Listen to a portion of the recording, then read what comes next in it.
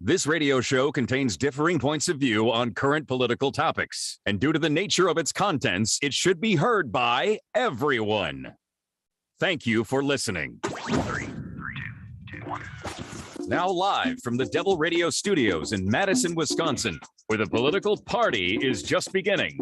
Welcome to the Devil's Advocate Show. Friends proving it's never personal, only politics. Please allow me to introduce myself. Here is your host, Mike Crute. Welcome to the Devil's Advocates Radio Show. Something of a throwback Thursday. Fancy Brian, how you doing, big guy?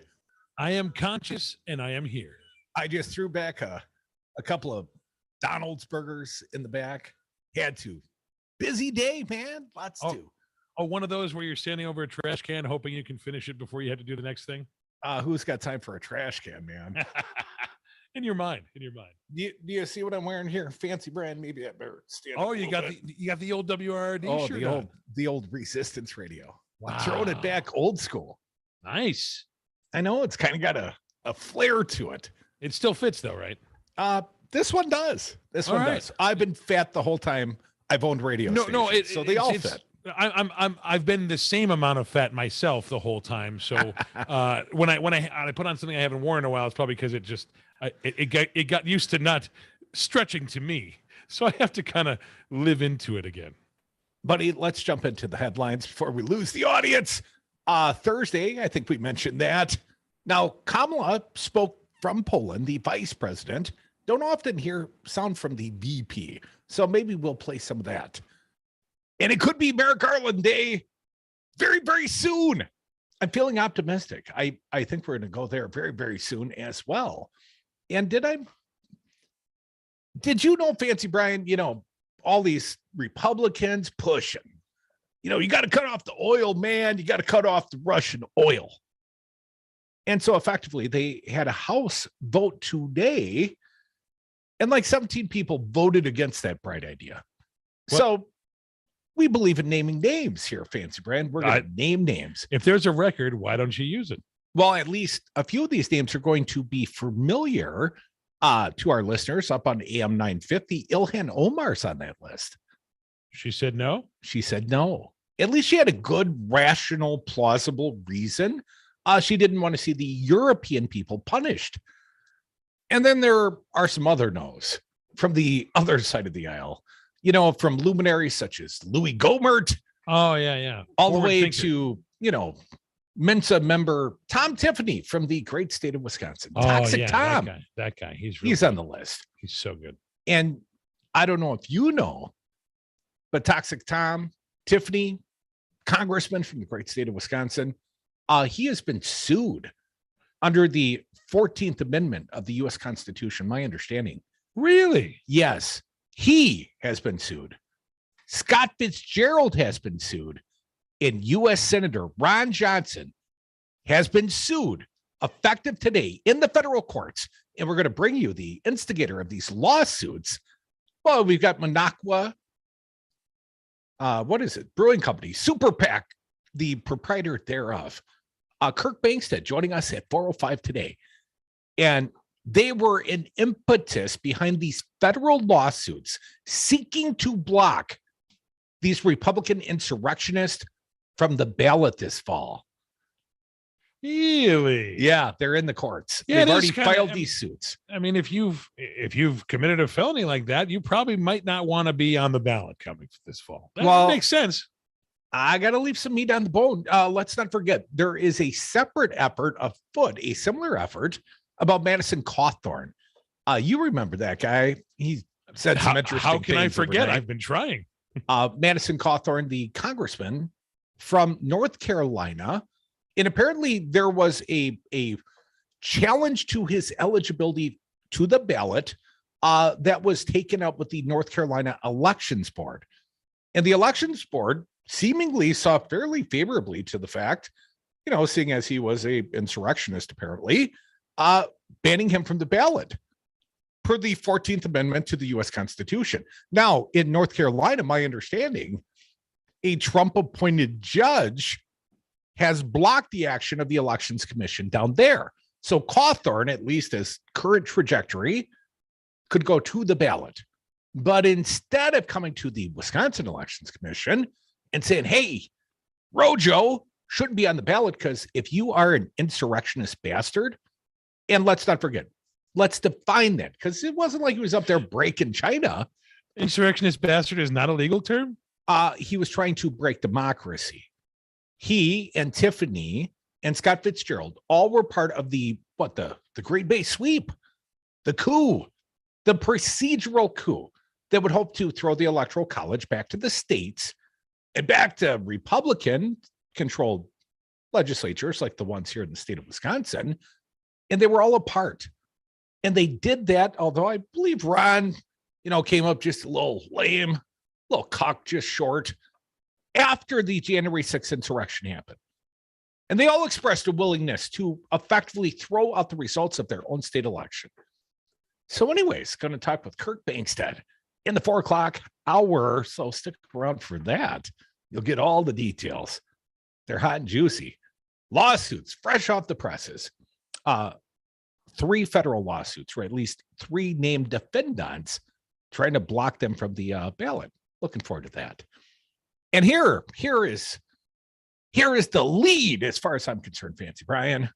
Merrick Garland says the DOJ, the Department of Justice, may prosecute Trump for January 6th. Really? The day he drops the indictments. That will be a glorious day. And now I'm getting a little more hopeful. That day may actually come sooner than later.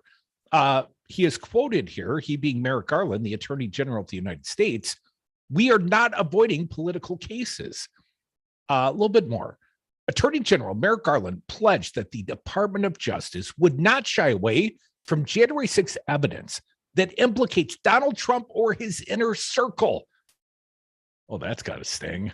The House Select Committee has asserted that Trump committed multiple crimes as he sought to overturn his 2020 election loss. And the Attorney General assured NPR, although Merrick, you're always welcome here at 844-967-2789. Attorney General Garland, if you'd like to join the Devil's Advocates, we'll make time. You know who else I invited on today just for kicks and giggles? Ambassador Nikki Haley. She came out with a full-throated endorsement today of U.S. Senator Ron Johnson. I said, hey, we are kind of local to Ron. He's been on the show like 25 times. Do you want to come on for like 5 minutes and explain the nature of your endorsement of U.S. Senator Ron Johnson? But anyways, we'll see if her people respond. Back to Merrick Garland Day, coming soon. The House Select Committee has asserted that Trump committed multiple criminal acts, as he sought to overturn his 2020 election loss. And the Attorney General assured NPR that the Justice Department would pursue charges against anyone involved in the U.S. Capitol riot who violated the law. Here's his quote. "We're not avoiding cases that are political or cases that are controversial or sensitive. What we are avoiding is making decisions on a political basis or a partisan basis." Now, that'd be Bill Barr, the last guy, right? Garland said the department had already allocated massive resources to investigating and prosecuting activity related to the insurrection. And the whole time I'm reading this, Fancy Brian, I got to tell you, I'm like thinking, yeah, think about the resources, the full weight of the U.S. government, the Department of Justice, the FBI. They've all turned their, let me read more. Here's the quote from the Attorney General. I mean, a lot of resources. Every FBI office, almost every U.S. attorney's office in this country is working on this matter, the J6. We've issued thousands of subpoenas, seized and examined thousands of electronic devices, examined terabytes of data, thousands of hours of video. People are working every day, 24/7, and are fully aware of how important this is.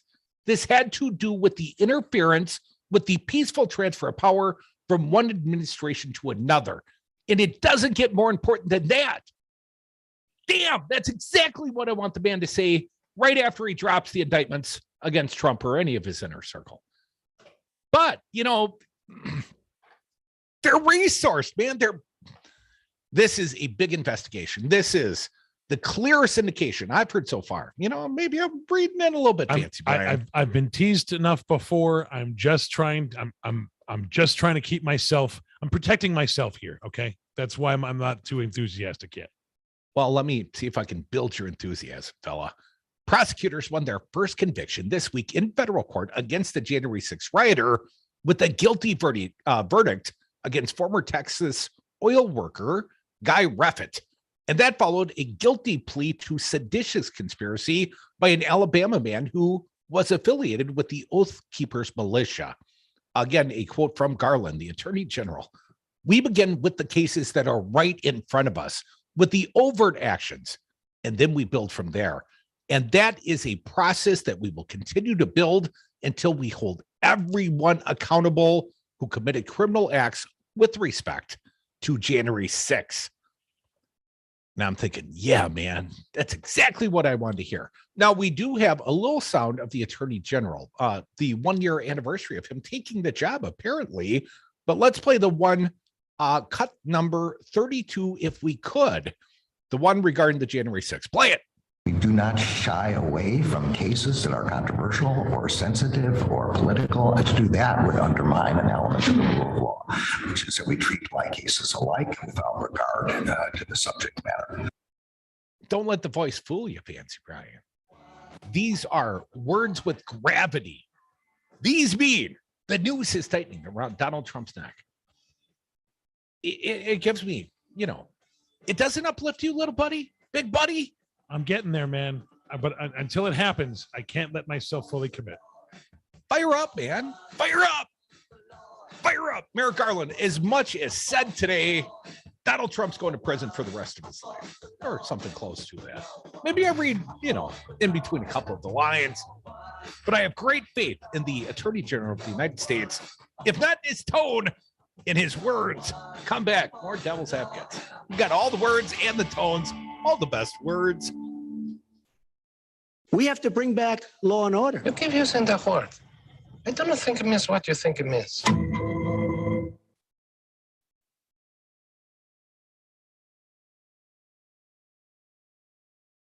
Dad, I picked up your pills, made your lunch, and your laundry is done. When you care for a loved one, you take care of everything. But are you taking care of yourself? Find free care guides at aarp.org/caregiving. Brought to you by AARP and the Ad Council.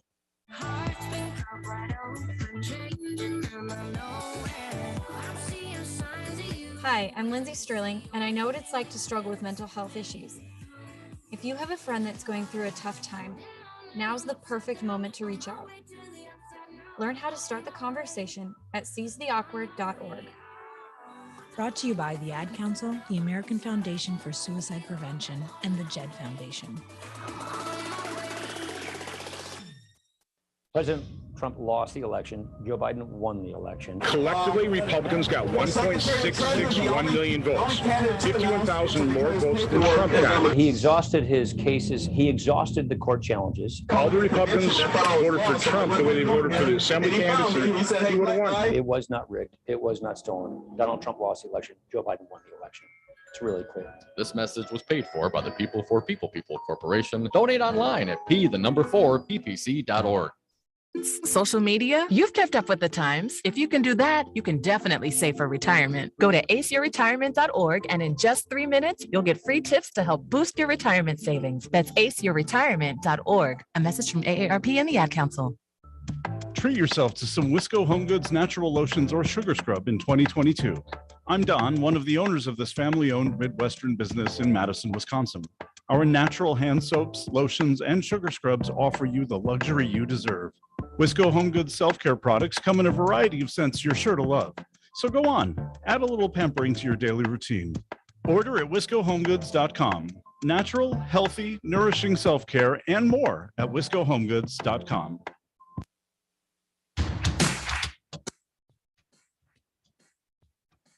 Charged, never convicted. The Devil's Advocates. Welcome back to the Devils Advocates Radio Show, the Thursday edition. Going to be a little road trip Friday, or at least Saturday for me. I'm traveling this weekend. And Fancy Brian, when you go on a road trip, it's always good to have a traveling companion. This weekend, my lovely wife will be my traveling companion. Oh, cool. Someone you care about. Someone I love. That's good. That's a good thing. I've got to keep that in mind when she's, perhaps Monday morning quarterbacking or backseat driving as we drive down the roads. But she's pretty good. You make her sit in the back seat? That's not very nice. Yeah. Who I've traveled with many, many times over many, many roads? My little buddy Dominic. He is often my travel companion on long distance trips. We've been to the RNC via car. I mean, hell, we've flown lots of places, but we've driven lots of places as well. But if you're going to be stuck in a car or a truck or, any vehicle with any one human being in this world, the last human being I would want to be stuck in a truck with, let's say, car with, road trip with, Ted Cruz. I could have some fun for a minute or two, but then after a while, I'd remember how his family reacted to him when he asked for a hug. And then I go, oh, you're right, Crute. Absolutely. What happened? Perhaps America's most pugnacious senator. Here is the headline. Senator Ted Cruz rides with the People's Convoy truck in D.C. as the Beltway protest enters its fourth day. These guys are normally fired up, and I just would love to see them go, yeah, freedom. Hey, Ted Cruz is here. Yeah. I mean, I'm sure you've seen the bumper sticker. Jesus is my co-pilot. Ted Cruz is my co-pilot. Doesn't have the same ring. Just my opinion. I wonder if he has enough substance in his body to actually have the seatbelt take any effect at all, or does it just get absorbed? Let me read from the fine reporting of Ellie Silverman and others while people ponder your last thought. Senator Ted Cruz, the gelatinous one, visited the People's Convoy at the Hagerstown Speedway on Thursday and rode shotgun in the lead truck. Of course he did. Shotgun. With plans for the vehicle to head into Washington for a news conference while the rest of the convoys circled the Capitol Beltway to protest pandemic health restrictions, which have all been pretty much dropped around the country. But, it doesn't stop them from driving around the Beltway. The convoy is not going into D.C. Brian Brasi, the group's organizer, said from inside the lead truck. The convoy's going to continue its normal operation. This truck will be going into D.C., going into town, him and Ted Cruz. If you need a wingman, if I was worried about getting in a bar fight or a scuffle of any sort, Ted Cruz is not the guy I want on my wing. I'm picturing, I picture them pulling up to some place they can't park at, and then having an actual tow truck come in and tow the truck, and Ted Cruz gets out. No, it's fine. I'm a U.S. senator. He's like, I don't care what you are. I told him, having the guy just completely dismiss whatever Ted Cruz says and just take the car anyway. It's amazing. Well, here is what the leader Brasi says. They ain't no ignoring a senator riding in the lead truck. That's basically an endorsement of what we're doing. Here's what Cruz said. Your voice is being heard. Cruz told the crowd of truckers, drivers, and supporters, held up their phones and cameras to capture his speech. He's not that dynamic, folks. I've met him. What the men and women want here is for the government to leave you the hell alone. That's the most American sentiment you can imagine. Leave you alone to travel to Cancun with your family. While the grid's on. Nothing says leave me alone like going and poking a badger. Brasi said the convoy will continue to protest until mandates for health workers, federal employees, and military personnel are eliminated. But he warned the convoy against heading into D.C. If you deviate from the plan, meaning you decide to break rank and bring your happy butts down to D.C. proper, you are not representing the People's Convoy. In doing that, he said, do not do that. Stick to the plan. It's working. They're coming here now. It's working. The plan's working. This is the plan. Last time you guys didn't stick to the plan and ended up getting us all arrested at the Capitol. Wait, should I not say that? Okay. Brasi has insisted that the group won't leave the region until the mandates are lifted. The convoy big rigs, RVs, and pickup trucks began circling the Beltway on Sunday, repeating the demonstration on Monday and Tuesday. You know, good thing they're not protesting the high gas prices, right? I guess not. At least not this week. They're probably complaining about it while they're tweeting while driving. But anyway. Well, today is their fourth day of protest. But let me point out, they got there on Sunday. They demonstrated on Monday and Tuesday. But you know why they didn't do anything yesterday? The group rested on Wednesday.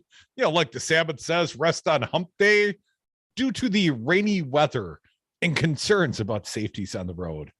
They didn't care about safety when they caused a bunch of accidents because whatever. Thursday could be the fourth day of the protest on the Beltway because, you know, protest 3, skip 1, go to the bar, a little day drinking. You know, they were day drinking, man.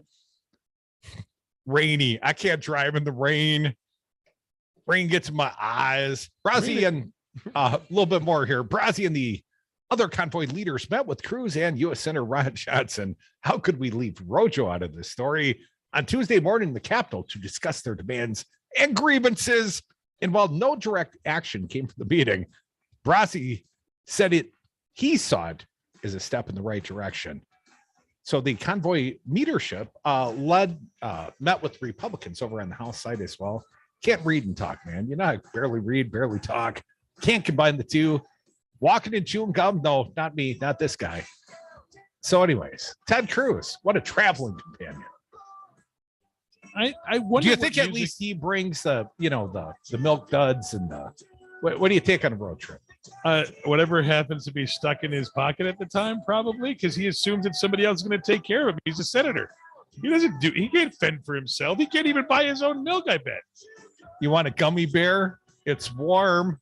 It's been in my pocket all day. Come back. More devil's advocates. What do you think's in Ted Cruz's pocket? 844-967-2789.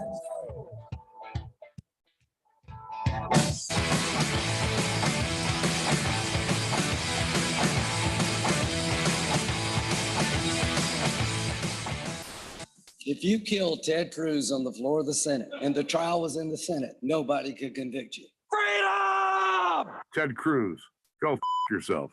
9 times.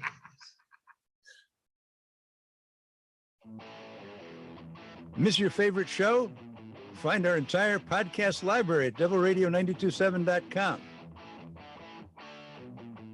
We all know Wisconsin's favorite cocktail. That's right, the Bloody Mary. And Wisconsin bar and restaurants are the best at it. And now it's time for a standoff. Who makes the best Bloody Mary? Find out who wins at Downdren's first annual Bloody Mary Fest on March 26th from 11 to 2 p.m. Taste Bloody Marys from up to 25 local bars and restaurants. And do it with your own custom tasting glass. It's Downdren's first annual Bloody Mary Fest. Enjoy music and purchase from local food trucks. March 26th, 11 a.m. to 2 p.m. To purchase tickets and to find out more, go to downdrensdistilling.com. You must be 21. Drink responsibly.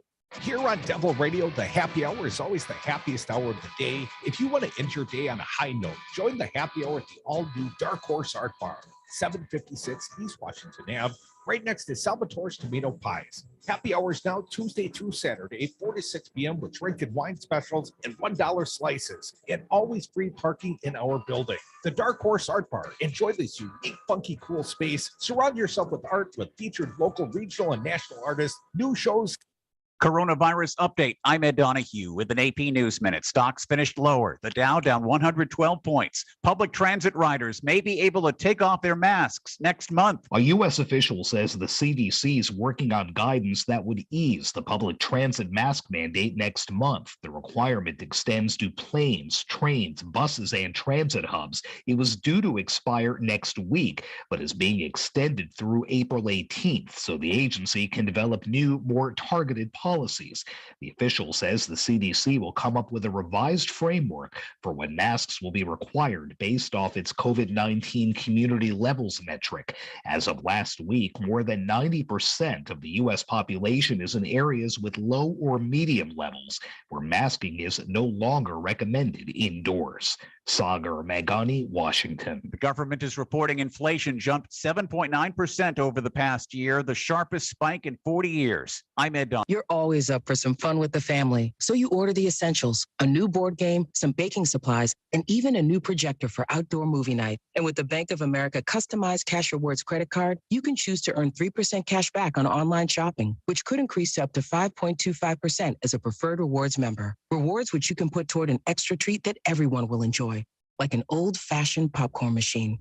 Visit bankofamerica.com/more rewarding and apply now. Copyright 2021 Bank of America Corporation. I had a nighttime routine for my frequent heartburn. I would drink milk, I would sleep upright with more pillows, but that painful burning stayed. So I made Prilosec OTC part of my morning routine. With just one pill in the morning, Prilosec OTC prevents excess acid production, blocking heartburn day and night. Now I have a new nighttime routine. I call it sleeping. Block heartburn all day and all night with Prilosec OTC. It's possible while taking Prilosec OTC. Use as directed for 14 days to treat frequent heartburn, not for immediate relief.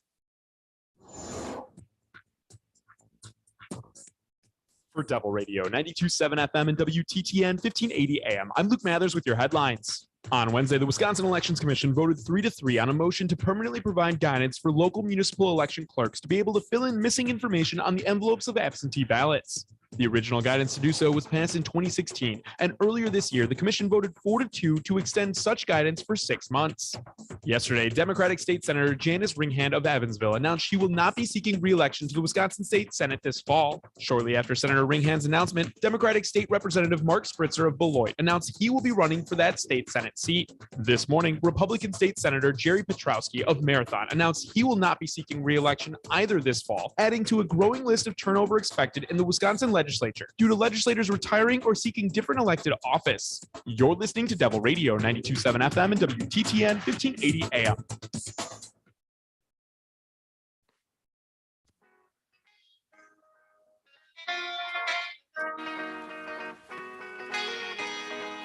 The Devil's Advocates, making radio great again. Welcome back to the Devil's Advocates radio show. Sitting here in the world headquarters, University of Madison. Just saw a very patriotic soul driving by. 2 American flags out the windows. 2. That's how you know they're patriotic. Flags. That's how you know it's out of flag code. I mean, yes, 2 American flags, very patriotic. Fancy Brian, patriotism. You know, Republicans often challenge the patriotism of all Democrats for every reason.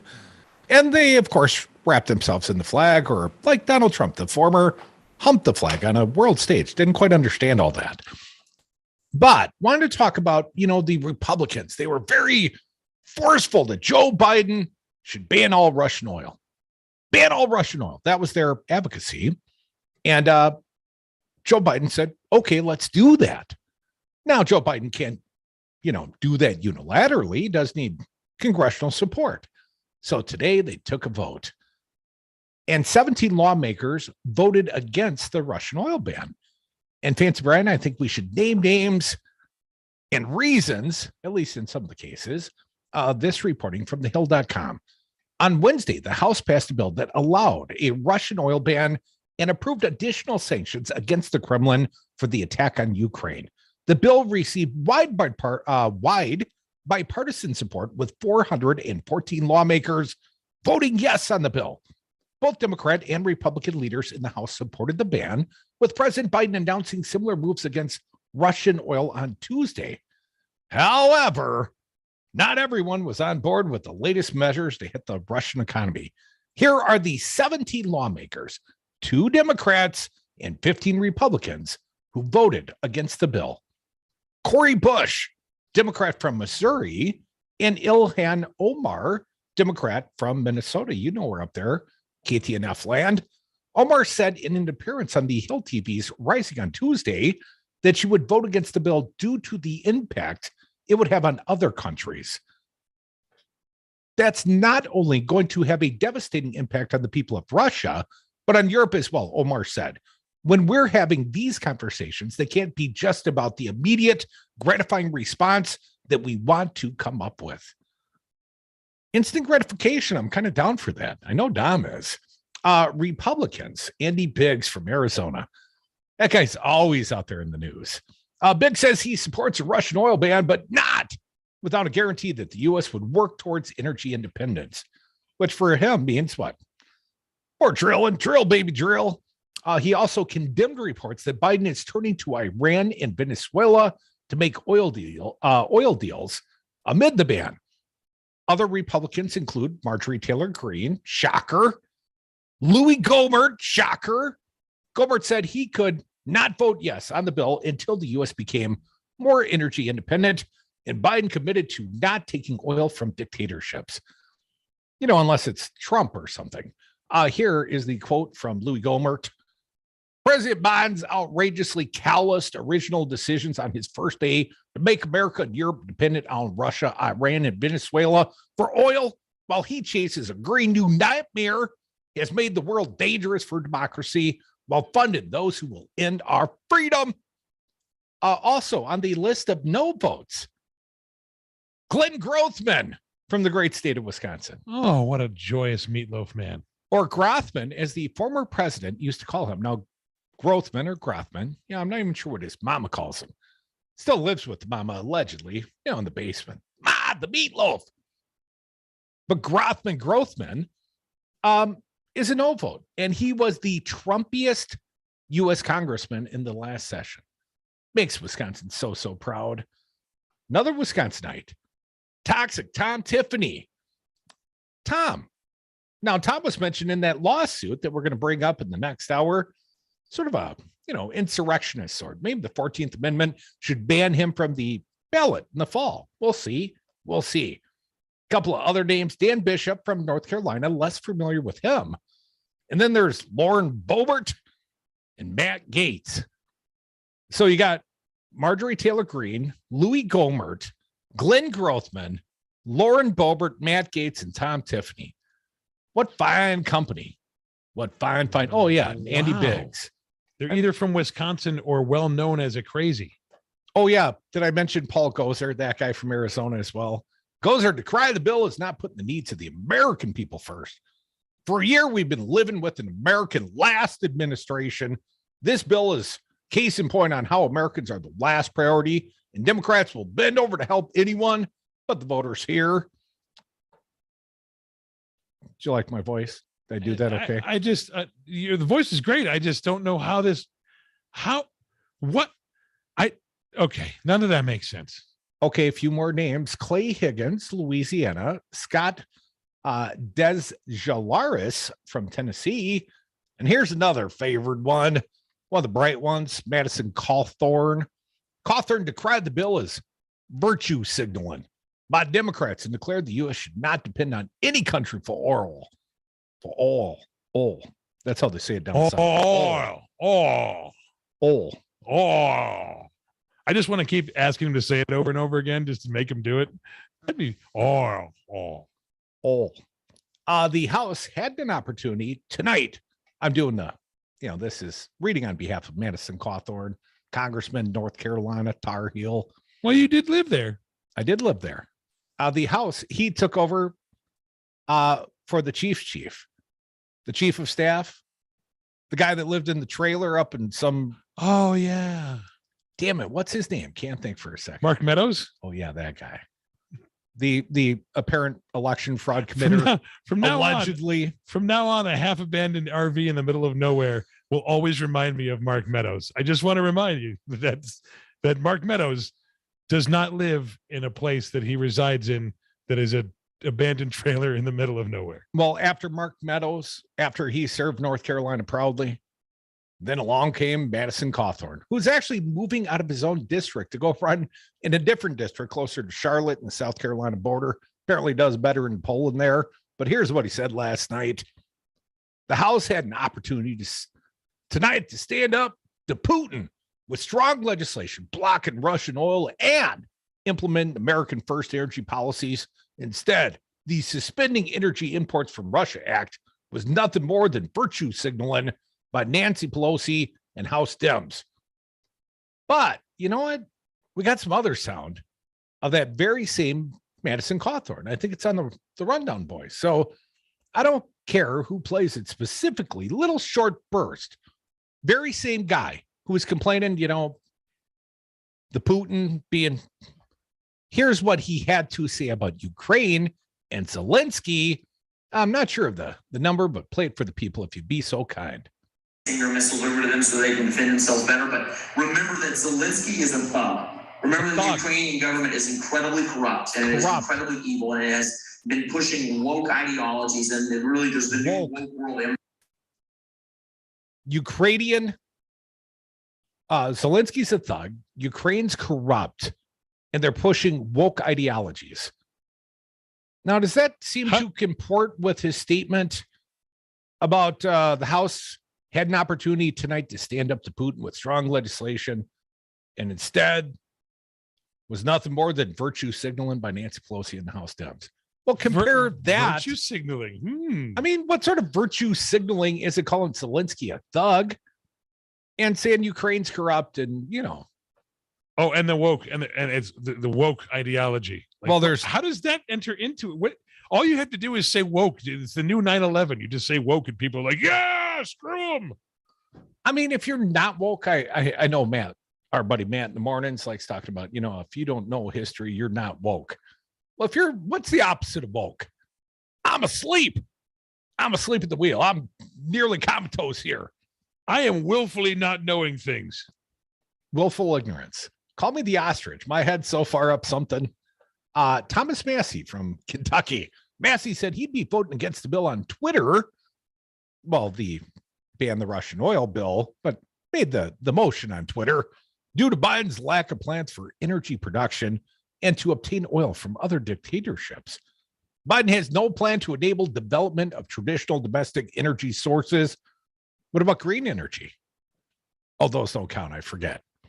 His plan is to buy oil from dictators in other countries and use high gas prices to bludgeon American consumers into adopting a leftist energy agenda. So, in other words, if you got a pickup truck, dually, let's say, getting like 12 miles to a gallon, and, gas prices spiked at, let's say, $4 or $5 a gallon. Well, of course, you're going to be forced towards those leftist energy agendas, like maybe buying a more economical vehicle. Hell, something powered by electric. They make electric pickup trucks. Joe Biden drove one. Seemingly, he had a very good time. That's where the economy, that's where the world, that's where the future is, boys, girls, Republicans. It's so funny how they love the free market and espouse free market ideology, and then when it works and screws them, they get so mad about it. It is interesting. Sort of irony. 844-967-2789. I should keep an eye on the phones. Hell, for all I know, they're stacked, but that's not true. 844-967. Maybe I haven't given out the phone number enough. 844-967-2789. So let's get to a little bit of sound here. I want to play the Vice President, Kamala Harris.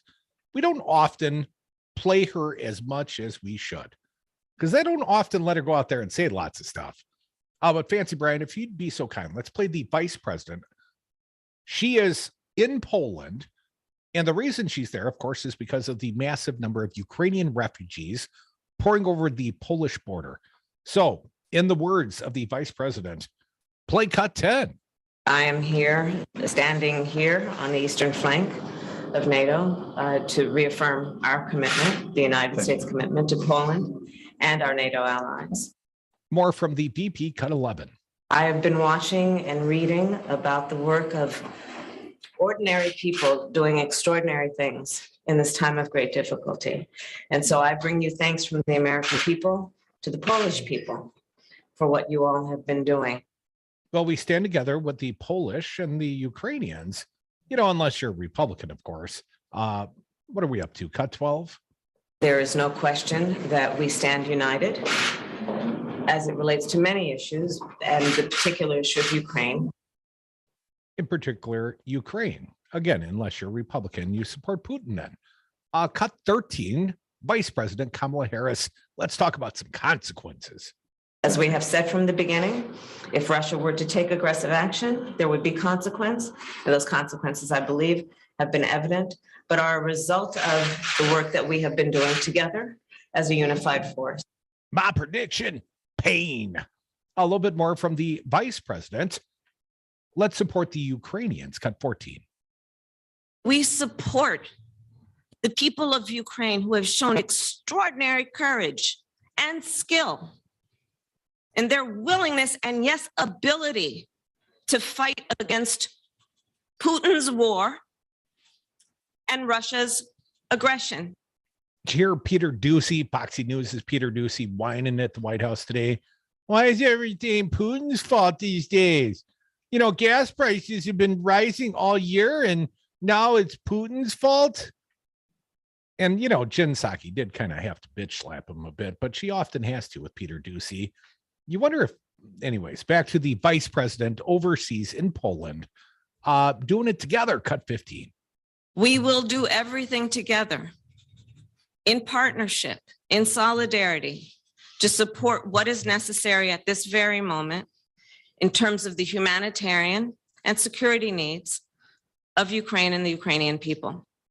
Unless, of course, you are a Republican, in which case you will probably support Putin, or at minimum crap on Joe Biden and all of his policies, and certainly his vice president, who's traveling, you know, in Poland. So anyways, there's that. That was our vice president, Kamala Harris.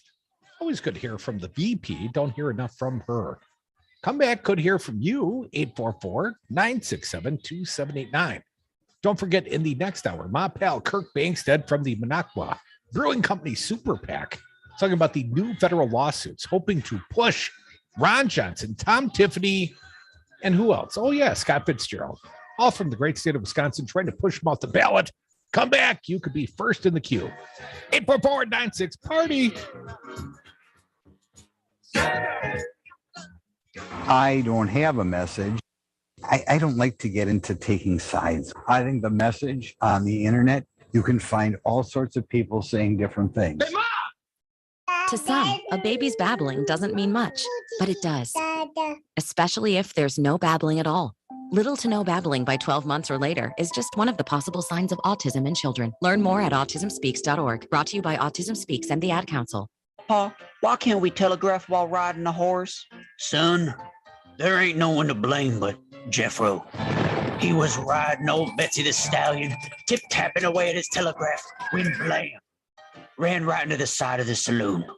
Well, if Jeffro can't do it, neither should you. Don't text and drive. Visit stoptextstoprex.org. A message brought to you by the National Highway Traffic Safety Administration, Project Yellow Light, and the Ad Council.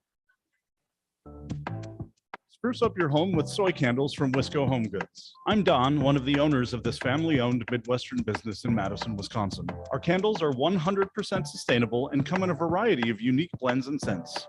Did you know our candle jars are also double old-fashioned glasses? That's right, buy a candle and you get a free cocktail glass. Check out our blog at wiscohomegoods.com/blog for more information. That's wiscohomegoods.com/blog. You love them enough to do anything for them. Dad, can we make 200 cookies for my bake sale tomorrow? Let's do this. Including checking nhtsa.gov/the right seat to make sure they're correctly buckled in the back seat. Brought to you by the National Highway Traffic Safety Administration and the Ad Council. Hi there, I'm Kirk Bangstad and I own the Minocqua Brewing Company. And I also have a super PAC. We make good trouble in the North Woods of Wisconsin. You can support our efforts at the MinocquaBrewingCompany.com and buy our woke gear like t-shirts, hoodies, and trucker hats. Enter the code RADIO and get 10% off on your next purchase. A portion of all sales support the Minocqua Brewing Company Super PAC, which is dark money meant for good. That's the MinocquaBrewingCompany.com.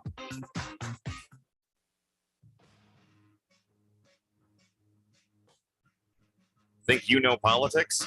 Again, welcome to the Devil's Advocates.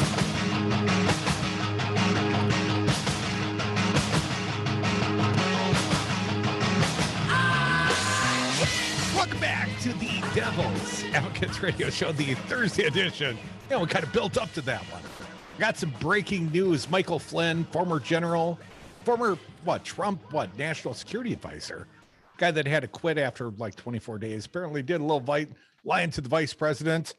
Well, Michael Flynn today repeatedly pled the fifth to the January 6th committee. Lock her up. Lock her up. What did Michael Flynn say about people that pled the fifth? When you are given immunity, that means that you've probably committed a crime. Yeah, just saying. Just saying. If I did a tenth of what she did, I would be in jail today. Hey, you want to go and kidnap someone in Turkey? Or is that like a father-son thing? Or render a Turkish cleric. Yeah, oh yeah, good. I don't understand why that's not a bigger deal. I know he's all QAnon and Trump buddy-ish, been pardoned and all that kind of stuff. But I'm not sure why the whole rendering of a Turkish cleric, why that's so pardonable, why that's so forgivable. I mean, that was the plan. They're going to kidnap a guy. Yeah, why not? I mean, it's in Turkey. It's fine. That's what all those military types do. That's what you were doing, right? You were in the military. That's what you did when you put on the uniform. You went out and just kidnapped people abroad all the time, right? Well, that and drank at the officers club. Going to get to a headline, but first the phones. The headline is Putin was wrong about everything, but so were U.S. right-wingers. Did you catch all that? Putin was wrong about everything, but so were the righties. And in that vein, here's Gary from Sussex. Gary, welcome. What do you got for us? Hey, we had a nice talk the other day. We did. We had a hell of a nice talk. I want to be friends with you guys. Why can't we be friends, Gary? Well, I don't want you to think when you see my name come up that you go, oh God. No, I think I took your call first. There's like 3 other calls in the queue, and I took you first, Gary. Gary, I've been wondering where you were for a really long time, and I'm very happy. I'm seriously, I was worried about you because I don't have a way to get a hold of you. I'm very happy to hear that you're doing all right. I heard you called in. I'm like, there has to be another Gary. And now that I hear you for real, I'm happy. So I may disagree with you on a lot of things, but I'm still happy to hear that you're doing all right. Gary, I still recall the day you had to do a little HVAC work on Brady Street, and you were up on the ladder, and I could see out the window, and I was doing play-by-play in real time for the audience. The whole audience was hanging on your every ladder step that day, Gary. That's right. I was wondering if some black cat would be walking around here and knock me off my ladder or something, you know? No, that'd probably be Dominic. Oh, yeah. All right. I do want to just make one comment. What is your opinion? And Brian, I do want to say hi. So hi. Hey. What's your opinion on what Joy Reid said the other day about don't watch Joy Reid. Not with any frequency, Gary. I didn't see what she said. So you tell me, then I can defend some host on MSNBC, but go ahead. I'll play along. What'd she say? She said, Joy Reid says that only racists care about Russian invasion of Ukraine. Reid claims that they have sympathy for the dead Ukrainian people because they are white and maybe a bit Christian. I mean, that's insanity. Yeah, from our perspective, Gary, as a couple of white guys living in Wisconsin, it may seem insane, but Joy Reid's got a different life experience than either you or I. And if you were watching all of the asshole countries, as Donald Trump would describe them as, and the number of people that were blocked, the refugees, and the way we as a society have treated, refugees of color historically, think of the Haitians, let's say, Gary, when you look at the unification of the world, I have no doubt in part it's because the Ukrainian people are showing incredible courage, but in part I think, Gary, it's because they're good looking people. Zelensky's a handsome guy, his wife's beautiful, they're a beautiful people. They look like us, Gary, and we can guys like you and I, and I'll speak for myself, Gary. I'm not trying to get myself cast as a racist by Joy Reid, but I can see my own children in the faces of those children. They look like my kids, those refugee kids. So you can understand that we could be accused of feeling more sympathetic for white refugees than this nation that often turns its back on, let's say, darker pigmented refugees, Gary. I also haven't seen people get this upset or unified about, let's say, Yemen. When that happens, I don't see people getting unified when someone, I don't know, a warlord in Africa kidnaps 115 children. How about the Afghanistan refugees, Gary? How many people, especially Republicans, were outraged that we were going to assimilate Afghanis in the state of Wisconsin? If they were bringing 30,000 Ukrainians to Fort McCoy, I don't think you'd hear the same outrage. Do you, or Gary? would they be asking to be vetted, or are they terrorists? I was happy that they brought him in. Well, good. I was happy. It's because you're a Christian man, Gary. Well, the fact is that when I was watching that hospital and all those kids blowing up hospitals, I don't know where this is going to end. As a Christian man, I mentioned the other day, I hope somebody takes out Putin. But the master. Well, Gary, come on, man. Who would Jesus kill, man? What about turning the other cheek? And no doubt he's a despot. But Gary, I mean, do we wish for assassination tactics? I mean, isn't that against international law, buddy? I'm talking about his own people taking him out, just like somebody taking out Hitler. So there's a lot of Germans that hated Hitler and tried to kill him many, many times. Well, I know I saw that Bush guy. Would I kill baby Hitler? Yes, I would. Gary, would you kill baby Hitler? I don't know. Like Bush was asked the question. Hell yes, I would, he said, right? Would you kill baby Hitler? Hell yeah, I would. Well, it would be very difficult for me to kill any baby, but I would kill Hitler as an adult. I would, just knowing. Gary, I can't recall. Were you ever in the military? Did you ever get stuck killing anybody that you will admit to on the radio? During Vietnam, I had lottery numbers.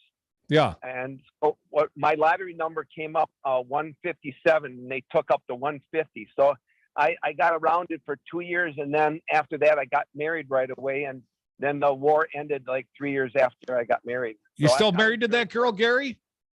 Absolutely. Greatest woman that walked the face of this earth. I'll fight either one of you guys who has the best woman.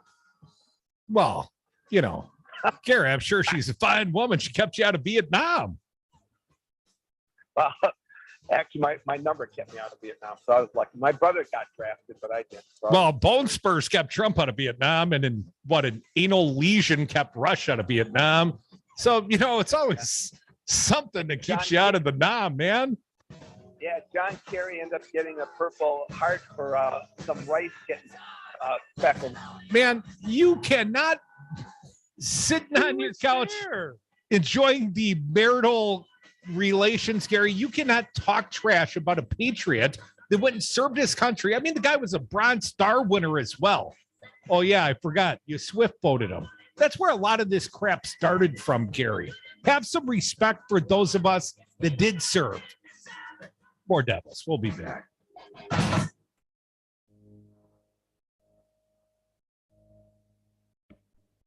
Just sit back, close your eyes, and said, if you could go back in time and kill baby Hitler, would you? Now I feel bad that I have to go, but I'm supposed to be in Fond du Lac. Hi, this is Brad from Zero Res. If you need someone to help with your carpet cleaning, business or residence, please give us a call. We have the best system available and an amazing team of friendly technicians. Call us at 848-9000 or schedule online at zeroresmadison.com. This is Chad Spate. In 1992, I moved to Madison to pursue a PhD at UW, and I started a residential remodeling company called Chad's Carpentry. I was eager to make a difference, to change the world, and I soon realized that our remodeling company was a great place to start. We pride ourselves on understanding how houses work so that your home improvement project actually improves your home, and we love what we do. To learn more, go to chadsdesignbuild.com, and thank you, Madison, for 30 great years. Stream Progressive News and Talk 24/7, as well as download exclusive podcasts and interviews at devilradio927.com. That's devilradio927.com. You are listening to WTTN 1580 AM Columbus, W224 EG Madison, always streaming on the Devil Radio. AP News. I'm Ed Donahue. Civilians trapped inside Mariupol in Ukraine desperately scrounge for food and fuel as Russian forces keep up their bombardment. An airstrike a day earlier killed 3 people at a maternity hospital. Vice President Kamala Harris says there should be a war crimes investigation. And we should all be watching. And I have no question the eyes of the world are on this war. and what Russia has done in terms of this aggression and these atrocities. One expert says the first few weeks in Ukraine have revealed an old military truth. Retired Lieutenant General Douglas Lute says despite the buildup, both literal and figurative, the much bigger and better armed Russian forces have been exposed. They're not 10 feet tall. And the outmanned Ukrainians have seen they can take out Russian tanks and planes. And that's enormously empowering. And not surprising, Lute, a former U.S. ambassador to NATO, says the history of warfare shows the little guy can beat the big guy. Willpower can beat firepower. Ukraine will beat Russia in the long term. But in the short term, this will be a stalemate, something out of the Middle Ages, siege warfare, dragging on for months. I'm afraid it's going to be very brutal. Sagar Magani, Washington. Senate Minority Leader Mitch McConnell says it's laughable Democrats want to blame higher gas prices on Vladimir Putin. So they want to blame 14 months of gas price increases on the last 2 weeks of turmoil. A source tells the AP Major League Baseball and the players have reached a tentative deal to end a 99-day player lockout. A judge denied a motion to dismiss the conviction of actor Jussie Smollett for lying to police in Chicago about a racist and homophobic attack he staged himself. The Dow finished down 112 points. This is AP News. You're always up for some fun with the family, so you order the essentials, a new board game, some baking supplies, and even a new projector for outdoor movie night. And with the Bank of America customized Cash Rewards credit card, you can choose to earn 3% cash back on online shopping, which could increase to up to 5.25% as a preferred rewards member. Rewards which you can put toward an extra treat that everyone will enjoy, like an old-fashioned popcorn machine. Visit bankofamerica.com/more rewarding and apply now. Copyright 2021 Bank of America Corporation. I had a nighttime routine for my frequent heartburn. I would drink milk, I would sleep upright with more pillows, but that painful burning stayed. So I made Prilosec OTC part of my morning routine. With just one pill in the morning, Prilosec OTC prevents excess acid production, blocking Hey, Kirk, how we doing, man? Yo, yo, yo. Yo, yo, yo. How are we? I'm good, man. I'm fucking on fire right now. Oh, yeah? I'm ready to fucking slaughter the world. We are on Facebook live stream. Sorry. Oh, yeah. I won't curse again. We're all good. This is Rocker, and I'm sitting here on the patio at South. 3 minutes to showtime, man. Let's get it going. Woo! Dark Horse. Good show last night, buddy. Thanks, man. Just a touch of malt. That Mel Barnes is sorry. That Mel Barnes is sorry. Oh my gosh. She is great though. 2 minutes. Radio help your business find the right candidate with our Help Wanted half minutes. Devil Radio will create a 30-second job listing for your business. Play it on Devil Radio for the month. We'll feature your job listing during Afternoon Drive on Fridays. And we'll even publish your Help Wanted listing on Devil Radio 927.com's website, all for just $300 per month. If you're hiring, Devil Radio can help. Call today. Make a difference working where your heart is. Help adults with disabilities to live their best lives in their own homes. You'll earn $15 to $20 an hour, plus amazing benefits for full-time staff, putting a smile directly on someone's face. Help others maintain their independence and be part of their community. Experience is not required, just the passion to help others. Start your career at Community Living Connections. Text Devil Radio, no spaces, to 72345. That's Devil Radio to 72345. Devil Radio, your fix for progressive news talk from Black Earth to Columbus. Always streaming at darnwi.com.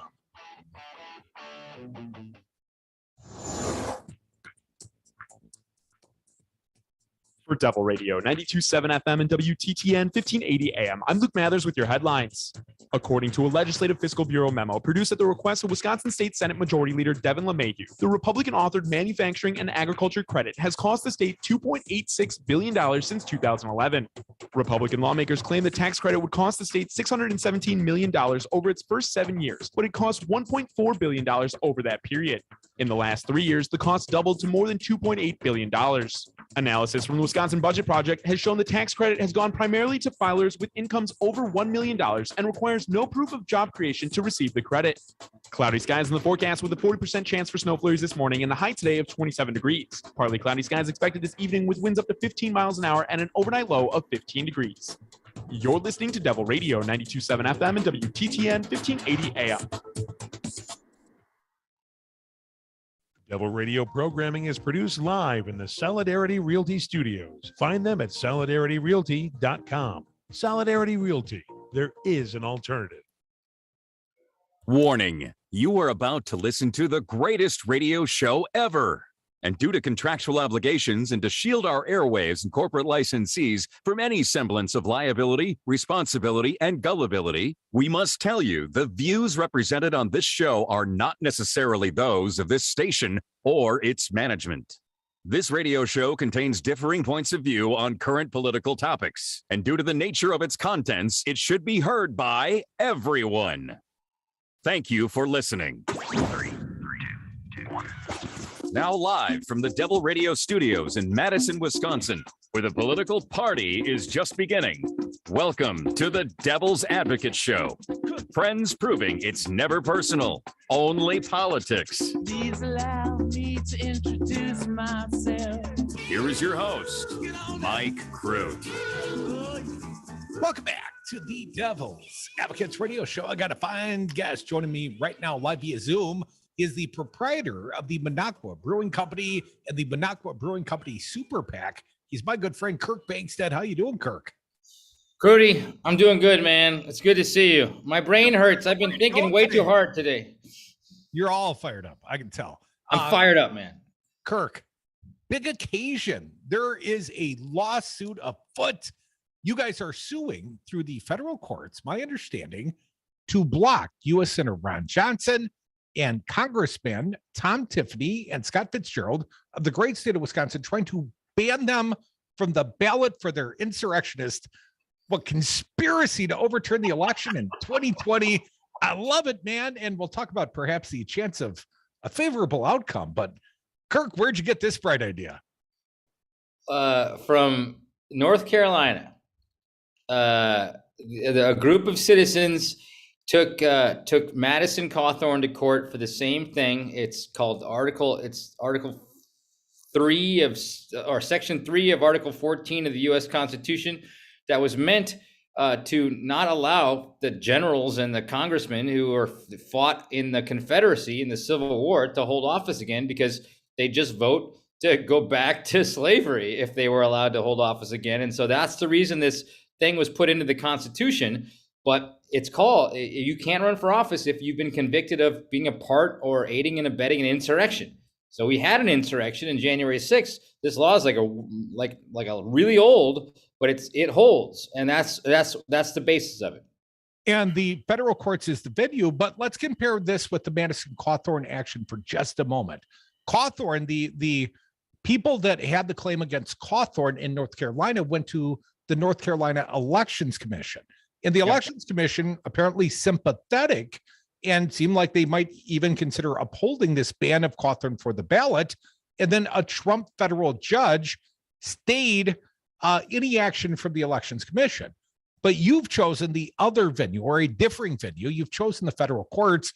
Did you do that in light of the fact the Wisconsin Elections Commission is often deadlocked and sometimes feckless? No offense to our friends Mark Thompson and Ann Jacobs, but there's only so much they can do. So the federal courts, you're looking for a federal judge to rule that a U.S. congressman, 2 of them, and a U.S. senator cannot appear on the ballot. Yeah, that's brassy, man. So I want to talk about 2 things while I'm with you, but yes, the first thing is that the federal government really isn't charged with messing with putting people on the ballots or not in certain states, but they are allowed to talk about whether or not somebody broke the Constitution or not. So all we're doing in this federal election, because we know the WEC was meant to fail. It was created. The Wisconsin Elections Commission was created by the Republican Party so that nothing would ever get done. So WEC is boneheaded and sorry, it's never going to do anything. The Wisconsin Supreme Court can't depend on them for anything because they're about as partisan as it gets. So we figured the only way we get a fair shake at this is at the federal courts. However, if a federal judge, by the way, we got a Democratic judge. I mean, we got a liberal judge. That's just the judge. We got I can't remember Edelman. We got Edelman. Nice. He's like the most Democratic judge in Milwaukee in the Eastern District, and all he has to say is these guys aided and abetted an insurrection, and we're trying to prove that. If he says that, we've got a federal judge saying that happened. We can then take that to the WEC, which has jurisdiction on whether or not these guys get in the ballot. So he's like, a federal judge just handed down this decision. You have to do something. And if they don't do something, then whatever happens. But like when a federal judge says you got to do something, you usually do it, Kirk, a question of standing. We always hear about this legal question, standing. Who's the harmed individuals? Who are the plaintiffs in this suit that would have standing to block a guy like Ron Johnson or Tom Tiffany or Scott Fitzgerald from the ballot? We got 10 plaintiffs. So I'm just funding the case with my super PAC, but we got 10 plaintiffs from 5 different congressional districts in Wisconsin. 2 of them, people in Tiffany's congressional district up where I am, and then people in Fitzgerald's district, and then other people in the state, which are suing Ron Johnson. So we got representatives from all over the place. Their standing is that if this had happened, if this conspiracy to throw, basically, I want to kind of run down what the actual conspiracy was too with you, but basically, if the conspiracy was to throw that Wisconsin's electors out, along with 7 other states, which would have allowed Trump to win, then if that conspiracy would have transpired, then these votes from these Wisconsin citizens would have not been counted or not allowed. And that gives them standing to sue because their vote should be counted, especially because we've all heard and we all know that the election was fair in Wisconsin.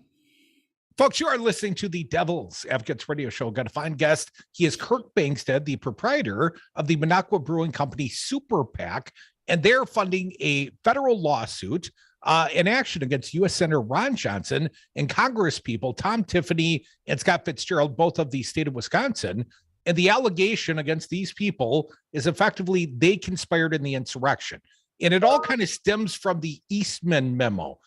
Eastman was at the Department of Justice, was part of the Trump administration, and he was the one that put forth these very legally questionable premises that were carried out. And there was effectively a procedural coup going on. And then there was the more violent action that happened at the U.S. Capitol on January 6th.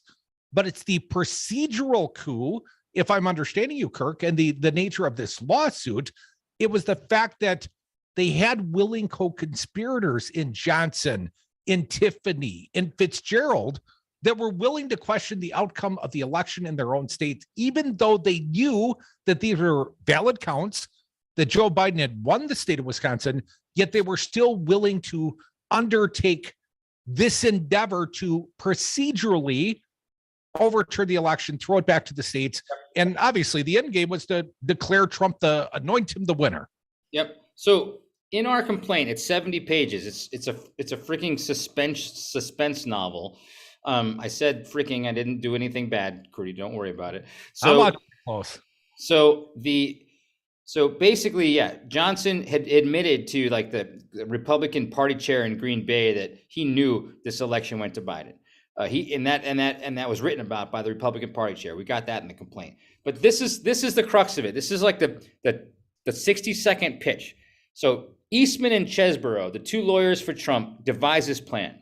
One, they wanted 7 states to have their electors, to have a false slate of electors. And the first plan was for Pence to just accept these false electors from 7 states and Trump wins. However, even Chesborough and Eastman knew that the country wouldn't stand for that because that's so crazy. So their second and third plan was the ones they actually thought might happen. The second plan was to nullify both sets. If you have one false slate and you have another real slate, then it's so confusing that you nullify it, throw it out. you throw out the electors from 7 states. Guess what? The Constitution says that after that, each state's got 1 vote through the House of Representatives. If each state's got 1 vote, then Trump wins, because that means California's vote is the same as Wisconsin's vote. And, all those millions of people differences versus their congressional districts doesn't count anymore. Each state gets 1 vote. So Trump wins in that Plan B. Plan C is, okay, if you don't throw it to the House, then Pence says, just give it back to the state legislatures. Well, guess what happens? Wisconsin is majority rule Republican. So if you give it back, even though Biden won Wisconsin, you give it back to our state legislature, they're going to vote to let Trump win. So those numbers 2 and 3 options were the ones that they tried to have happen. But in order to even have those 2 happen, you have to confuse the electorate. You have to say that all these 7 states had such shenanigans going on. They had such crazy like violations of electoral policy going on that we're allowed to throw out the electors. And so that's why these guys were part of the conspiracy. Johnson, Tiffany, and Fitzgerald, their job there was multiple jobs. It's like driving the getaway car. They didn't hold the gun and shoot, on January 6th, but they had the getaway car, and their job was to confuse the electorate of Wisconsin so that Pence would be allowed to throw our electors out. Well, obviously it didn't come off successfully as defined by Trump, because he's not currently the president. But some of these things are still going on through the Gableman report and others. But back to the crux of this lawsuit. What were the specific actions of Johnson, Fitzgerald, and Tiffany then? Is it the simple act of objecting to the electoral college count, or did they take a more active role, perhaps Scott Fitzgerald, letting the false electors into the Wisconsin state capitol to cast their very fraudulent votes for Trump? The smoking gun is definitely Scott Fitzgerald. He let these guys into the Capitol building. That's like so completely blatant. But what people don't understand is that if I held a gun to you, Crute, and I said, your money or your life, those are words. Those are words, and that's your money or your life is not protected by the First Amendment. If I'm saying words that break the law, that's not protected. So if there's a conspiracy to break the law, which is to install Donald Trump as president instead of Biden, that's breaking the law, and the words that help break that law are illegal and not protected by the First Amendment, which is Fitzgerald, Johnson, and Tiffany said the words. They lied over and over and over again to confuse the electorate. Is They're part of the conspiracy. Or ignorance a defense in this case? We're almost out of time, Kirk. Stupidity or ignorance a defense for these Republicans? No. Yes or no? They read the rules. You have to lie to the public, and that's your part of the conspiracy. They did their job. They drove the getaway car. Man, I hope these lawsuits are successful. Kirk Bangstad, our good friend, Minocqua Brewing Company. We'll catch up real soon, Kirk. More Devil's Advocates. I think the White House could have handled this better. No, I don't see it. I don't see the support. I don't support it. So are you going to interview me, or are you going to argue with me? 19, brought to you by CDC and the Ad Council. With so much loss, you may feel like you can't handle it all. Meditation or other spiritual practices can help you feel more grounded. You guys can speak to each other if you'd like. More self-care and coping tips. Are you staying one more? I didn't ask, but you can. Oh, I gotta get. It's a half hour to get to WCPT from where I'm staying.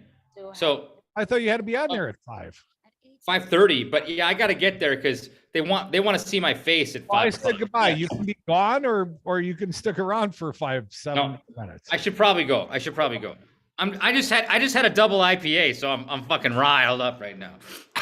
Oh, it's the IPA. I can tell. All right, have a good one, man. Good. Yeah, good see you job. guys. Good luck. Bye. Turn off the Zoom. Republicans got 1.661 million votes, 51,000 more votes than Trump got. He exhausted his cases. He exhausted the court challenges. All the Republicans voted for Trump the way they voted for the assembly candidates. He would have won. It was not rigged. It was not stolen. Donald Trump lost the election. Joe Biden won the election. It's really clear. This message was paid for by the People for People Corporation. Donate online at P4PPC.org. I love this song. I love nachos. Loving everything? You might be buzzed. You know what I'd love? A ride when it's time to head out. If you see a buzz warning sign, call for a ride when it's time to go home. Buzz driving is drunk driving. A message from NHTSA and the Ad Council. Treat yourself to some Wisco Home Goods natural lotions or sugar scrub in 2022. I'm Don, one of the owners of this family-owned Midwestern business in Madison, Wisconsin. Our natural hand soaps, lotions, and sugar scrubs offer you the luxury you deserve. Wisco Home Goods self-care products come in a variety of scents you're sure to love. So go on, add a little pampering to your daily routine. Order at wiscohomegoods.com. Natural, healthy, nourishing self-care and more at wiscohomegoods.com. I am the god of hellfire, and I bring you fire. When they go low, we get high. The Devil's Advocates. Welcome back to the Devil's Advocates Radio Show, the Thursday edition. Want to thank my last fine guest. He's all fired up. He's Kirk Bangstad, the Minocqua Brewing Company and Minocqua Brewing Company Super PAC proprietor. And they rolled out new federal lawsuits trying to block Rojo and Tom Tiffany and Scotty Fitzgerald, all the favorites, all the best Republicans, trying to ban them from the ballot because they all conspired to undertake a coup d'etat against the president of the United States. And according to Kirk in the lawsuit dropped in the federal courts in Chi-Town today, they also purposefully misinformed the public to help perpetrate the larger big lie. It was a conscientious act, a malicious act. So anyways, we'll see how that goes. But it is a different method that's being taken through the federal courts than the state Wisconsin Elections Commission route that was used with Madison Cawthorn in North Carolina. I just want to point out that however this goes back and forth, these people are objecting to the elections they themselves were elected in. Yeah, but I'm sure it's not the people from my constituency. It's just those that voted for Joe Biden and all those dead people. It would be amazing if they had any proof of that whatsoever. I heard they had 110% turnout at all the nursing homes in Milwaukee. That's amazing. Would you care to maybe proffer any sort of proof of whatsoever? No, I have no investigation. I mean, we've learned this. We're kind of being snarky smartasses back and forth. But here in the state of Wisconsin, these investigations we reference, led by former corrupted Wisconsin Supreme Court Justice Michael Gableman, kind of rolls off the tongue these days. I mean, this investigation is a sham of the worst sort. It's being funded by the taxpayers. He's already rolled out his report. I mean, his conclusion, decertify the election, roll back the electoral college count. And I offer you not one scintilla of evidence of any wrongdoing whatsoever. The math I offer is supporting evidence is truly inflated and implausible. But, do what I say and, oh yeah, give me a new contract. And oh yeah, there's some rulings that have come down on the, the documents. Do you see that Speaker Robin Vos, who sort of, okie dokie this whole ruling? Speaker Robin Vos was ordered by Remington in the Dane County and the Madison courts today to produce emails and text messages, even those that he deleted prior. It's almost like he tried to wipe his server. Funny how that works. But the internet, it never forgets. No, and it there does are not. Probably registered digital footprints of all those records. Anyways, we'll get to them. Might take us a little bit longer, but I can't wait to see the actual receipts behind the non-investigation and the conspiracy theory fiction. Because according to the judge, if you look real hard, there's absolutely no there there. They didn't even bother investigating. This is all just, whatever Gableman says it is what it is. You know what it is? It's some pretty good office furniture for, a semi-permanent situation. Hey, buddy, I got you a nice big chair. Gableman's I like it. Big That's fella. great. He That's probably great. needs a nice plush chair. Yeah, but we plan on being here for a long time. He was supposed to have wrapped up at what was it, October and then December and then last month, and then he's still there. Fancy Barry, and I want to share with you and our fine audience, while there's time in this segment, You can always be a part, though. Join us, 844-967-2789. Got a little press release. Wisconsin citizens demanding election integrity. My bad. WCDEI is what they call themselves. And here is what they write, a little missive to Republican members of the Wisconsin State Assembly and Senate. And when I first started reading, I had to do a double take because I didn't quite understand the nature of their message, but I think I do now, and I want to share it with you. As citizen leaders determined to restore honesty and integrity in Wisconsin elections, we have two crucial questions for you.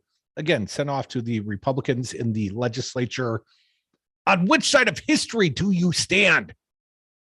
And second, will you now personally act to decertify Wisconsin's fraud-ridden 2020 general election results, or will you opt to go down with a quickly sinking ship of corruption? So which side of history are you on? The side of fiction? And are you going down with the sinking ship of corruption, or will you vote and somehow register your support for overturning the electoral college count from 2 years ago? I'll have the fish, please. Decide now. Your seat at the state capitol and your personal reputation now both hang in the balance. Our patience with stalling and dismissal have evaporated, and we are not alone. The mechanics and irregularities of Wisconsin's November 2020 general election should have raised your eyebrow from the start as the months have passed, or like years. The known corruption and illegalities plaguing that election have become so pervasive that the only way to ignore them is willful blindness. Go blind yourself. It's been known for well over a year that the Assembly Speaker Robin Vos and then Senate Majority Leader Scott Fitzgerald illegally signed off on the placement of hundreds of statutorily prohibited drop boxes.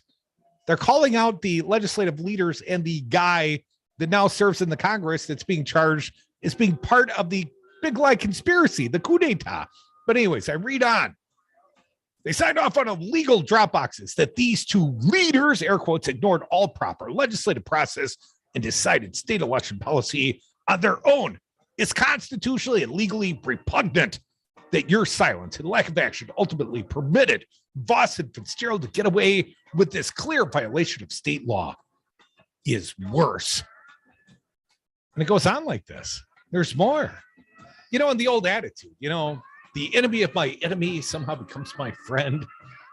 I'm starting to like this girl. We're going to share more of this. Wisconsin citizens demanding election integrity, or as they call themselves, the WCDEI. Fight, fight, fight. I can't. It's so stupid. At least it's strongly written. You know, they got a little fire in their belly. We'll come back. We'll share some of that fire. Get it lit. 844-967-2789.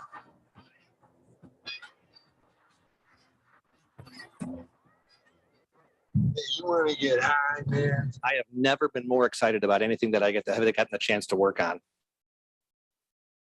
You've merely made radio your ally. I was born on the radio. Devil Radio, 92.7. Hey, Jimmy, it's Rocker. Meet me at the new Dark Horse Art Bar in East Wash. Happy hour is Tuesday through Saturday, 4 to 6 p.m. You pick the day. 2-for-1 rail drinks and slices of Sal's tomato pies for $1. Jimmy, it's happy hour at the Dark Horse Art Bar, 756 East Washington in Madison, across from the Sylvie. Madison's newest happy hour, craft cocktail, local art and music. Find out more at the new Dark Horse Art Bar and Gallery, online at darkhorsemadison.com. At Chad's Design Build, we care deeply about the quality of the services that we provide to our clients. An excellent remodeling experience requires communication, honesty, accuracy, and a detailed plan, all of which helps to create a satisfied client. And these commitments spell our name. To learn more about the Chad's remodeling experience, go to chadsdesignbuild.com. Building a better world, one remodeled home at a time, and celebrating 30 years of excellence. Rising prices. I'm Tim McGuire with an AP News Minute. Inflation increased 7.9% compared to this time last year, continuing the steepest price increases since 1982. Bankrate.com's Greg McBride says one factor is the surging price of oil and gasoline. You can filter through to the costs of other goods and services. Everything you buy off the shelf in a store, it got there either by plane, train, or automobile. The February Consumer Price Report by the Labor Department does not include oil and gas price surges that followed Russia's invasion of Ukraine. Since then, AAA says average gas prices nationally have jumped about 62 cents to $4.32 a gallon. The government's report shows from January to February, inflation rose 0.8%. Major League Baseball Players Union's executive committee votes to accept the owner's latest contract offer. If the rest of the players also ratify the deal, a 162-game season will begin on April 7th. I'm Tim McGuire. You're always up for some fun with the family, so you order the essentials, a new board game, some baking supplies, and even a new projector for outdoor movie night. And with the Bank of America customized Cash Rewards credit card, you can choose to earn 3% cash back on online shopping, which could increase to up to 5.25% as a preferred rewards member. Rewards which you can put toward an extra treat that everyone will enjoy, like an old-fashioned popcorn machine. Visit bankofamerica.com/more rewarding and apply now. Copyright 2021 Bank of America Corporation. I had a nighttime routine for my frequent heartburn. I would drink milk, I would sleep upright with more pillows, but that painful burning stayed. So I made Prilosec OTC part of my morning routine. With just one pill in the morning, Prilosec OTC prevents excess acid production, blocking heartburn day and night. Now I have a new nighttime routine. I call it sleeping. Block heartburn all day and all night with Prilosec OTC. It's possible while taking Prilosec OTC. Use as directed for 14 days to treat frequent heartburn, not for immediate relief. For Devil Radio, 92.7 FM and WTTN 1580 AM. I'm Luke Mathers with your headlines. In the late-night omnibus spending bill passed by Congress last night, Congress removed a provision that would have cut Wisconsin's federal COVID-19 relief funding by $225 million.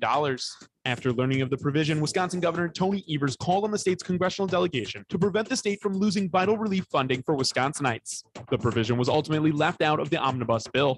According to the National Weather Service, the tornado and high-speed winds that ripped through Stoughton over the weekend occurred too quickly to trigger sirens. The high winds damaged nearly 200 private buildings, and the estimated damage to public areas is roughly $216,000. The Milwaukee Bucks extended their winning streak to 6 games last night with a victory over the Atlanta Hawks at the Pfizer Forum, 124-115. The defending champions are now 6-1 since the All-Star break. You're listening to Devil Radio, 92.7 FM and WTTN 1580 AM. All right, Charlie, neighborhood of make-believe.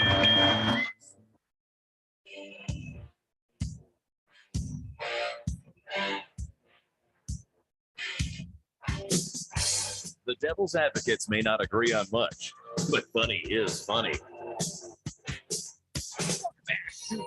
Devil's Advocates Radio Show, the Thursday edition. Dominic joining me very soon on tomorrow's big show. A crew of legal eagles. We've got some great guests coming tomorrow. James Santel in studio, and also Milwaukee County Corporate Counsel Maggie Dawn. She's coming down. It's going to be a party in Waukesha. We're all going down. We're meeting at the Shaw, the studios. We'll join you down there, Fancy Brian. Oh, Dom's joining too. Oh my, I'm going to have to clean up a bit. Going to be a party in the Shaw, baby. Going to have to put all the costumes away. So in the 4 o'clock hour, James Santel tomorrow. In the happy hour, the happiest of legal guests, Maggie Dawn. So anyways, big show tomorrow. This show ain't done yet. Dom's joining soon. We're going to take some phone calls in the rest of this hour at 844-967-2789. But let me continue a thought for just a moment. We continue to pound on Gableman and the big lie in the state of Wisconsin, and we bring you news of new federal lawsuits filed against U.S. Senator Ron Johnson and Congressman Scott Fitzgerald that let the false Trump electors into the Wisconsin state capitol, and also Tom Tiffany. He was one of the objecting congressmen to the outcome, and perhaps they were all conspiring to overturn the outcome of the U.S. election. Okay, you can say, well, that's old news, and we want to move on. Yes, I would certainly like to move on, but Gableman just dropped his report here in the state of Wisconsin. In Michigan, they did an audit, and they said, nothing to see here, well-run election. Hell, even the cyber ninjas in Maricopa County in Arizona, they came back and said, more votes for Joe Biden than originally were tallied. And then we get to Wisconsin. Our turn in the barrel. And Gableman says, without any proof to offer, now no receipts, not for his gas mileage, not for election fraud, no receipts, says we should overturn this old election. We should withdraw our electoral college votes. Maybe start the dominoes. We only need like 6 more states after Wisconsin. And hell, Joe Biden's no longer the president, right? Well, this constitutional impossibility being put forth by a former Wisconsin Supreme Court justice, a lawyer by trade, a guy who readily admits he knows little or nothing about elections.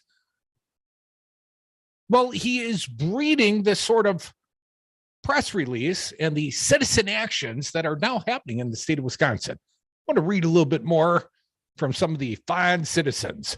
Citizen coalition to target seats of Republican legislators refusing to decertify the 2020 election results. From the body of the statement, each Republican legislative office will receive an electronic copy of the open letter. I was reading from the open letter before, which is also being widely distributed via social media. The letter can be viewed, and they've got a hyperlink. WCDEI. I love when it's a long acronym. Has given legislators until the end of the day on March 17th, St. Patty's Day, to make their intentions regarding decertification plain to the people of Wisconsin via either press conference or press release. Any state legislator failing to meet this deadline will be considered in violation of his or her sworn oath and will be prioritized for removal from office.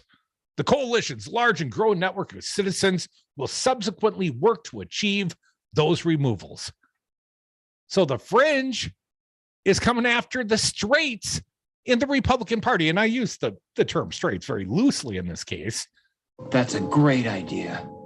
Okay, how do we do that? Here are a few quotes from this statement. Honest elections are foundational to an open and voluntary society. Charter, WCDEI, member and Sheboygan County resident James Tesurio asserted this morning.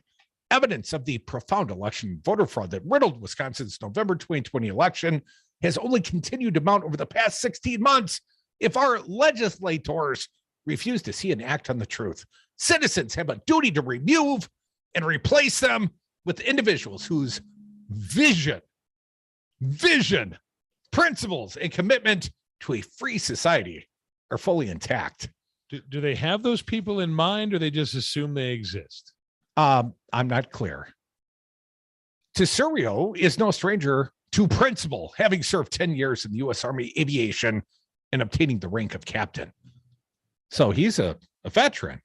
So, I use that card every so often, when we want to slough off on Gary or something. Now, here's another quote, again, from the same veteran. Decertification is the proper constitutional course, except it's not in the Constitution. Decertification. You're making up words and then saying they're in the Constitution, but they're not, sir. But let me read on. As a veteran, I think you'd know that. Decertification is the proper constitutional course for Wisconsin legislators to correct the gross error they made in certifying suspect election results that merit a deeper investigation from the outset. Now, Kim Simek, another charter WCDEI member and longtime grassroots activist from Vilas County, added, state legislators each swear an oath to represent us, to uphold the laws of the land, and to defend our rights. With regrettably few exceptions, Republican state legislators have instead sat back and given election corruption a pass. WCDEI, a strong and growing coalition of citizens, won't tolerate inaction and evasion of duty any longer. Time's up. Now, there was a different Time's Up movement, but it wasn't about the decertification of the Wisconsin election 16 months after the event and after a recount and an audit and another audit. And, this is what Gableman's report is breeding. We've got a Republican, and I'll let you talk in just a moment, Fancy. But for those outside the area, we've got a Republican gubernatorial candidate, Tim Ramjam Rantham. His entire platform is decertify the last election. Hell, he's talked about decertifying elections all the way back to Bob Dole in 1996. But he was elected in the last election. Pshaw, man, details. Here is the conclusion of the open letter to the Republican legislators. With special counsel Gableman's recent report on widespread voter fraud in Wisconsin nursing homes, the 2020 election results have become morally repugnant as well. That this state's elderly and vulnerable were leveraged for political advantage adds another ugly stain to an already intolerable collection. Well, there come the cops looking for those that would manipulate the older people, the elder abuse. That's how it works in their minds. That your silence and lack of action ultimately permitted Voss and Fitzgerald to get away with the clear violation of state law is worse. A little bit more here. You have likewise remained strangely silent on this appalling matter. You apparently all generic Republicans who have not yet called a press conference to call for the decertification of the election, the only permissible response, according to this open letter from the WCDEI Citizens Group. Just a point of clarification. They are going after Robin Voss and they're going after Scott Fitzgerald. So who's Robin no longer Voss, even in his position. He's moved on to the U.S. Congress. But for actions while he was there. But they're going after him. But Voss is the one who started the whole Gableman thing and said, here you go. Here's a blank. Here's a check to go and make up whatever you want. Do whatever you need to do. Hell. And they're going after him. And Scott Fitzgerald was the one who literally let the people, he coordinated getting all the electors together to go and sign the fake electors that even made this thing happen. We don't know that. It could have been Fitzgerald's staff at his direction. It's probably. The point is, they're going after the people that made the thing that they're using as evidence to happen in the first place. And then the self-owning is amazing. And the worst part about it, I would laugh even more. And the saddest part about it is that the people around here that are just vote Republican no matter what will go, yeah, you're owning the libs in their own self-owning, and then vote for themselves again.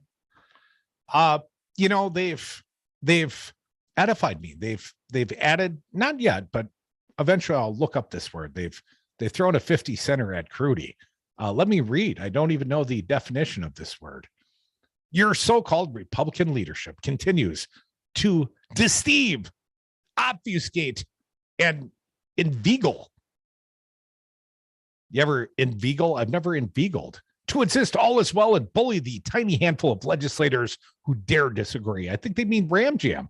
Wisconsin's election procedures are amongst the best in the nation. Leadership claims November 2020 is water under the bridge, they say. There's nothing to do now but fix any minor problems for next time, they emphatically assert. Yet, companion bills AB 946 and SB 946, advanced by Speaker Voss and his cronies in the Senate, will not only enhance corruption, they have suspiciously bypassed proper legislative procedure and public hearing. That's pretty crazy when the fringe right's pointing out that you, Robin Voss, are bypassing public hearings in such a, it's almost like they're calling you out for failing to govern legally. A little bit more. And still, you willingly go along or remain silent. Yes, I do want to hear from Robin Voss. The lies and evasion in today. Wisconsin legislators should never have certified the November 2020 election results in the interest not only of preserving free and fair elections in this state, but also restoring public confidence in whatever fiction we're conspiring here. We call you to account. And then this part's in bold, Fancy Brian. We expect a clear signal from each of you. Put up the bat signal via press or press release by the end of the day. Again, March 17th, because we're all going out partying that night. It's St. Patty's Day. Should you now rightly choose to decertify the November 2020 election results, constitutional experts are waiting to assist you. Call now. No, we will support you, it says.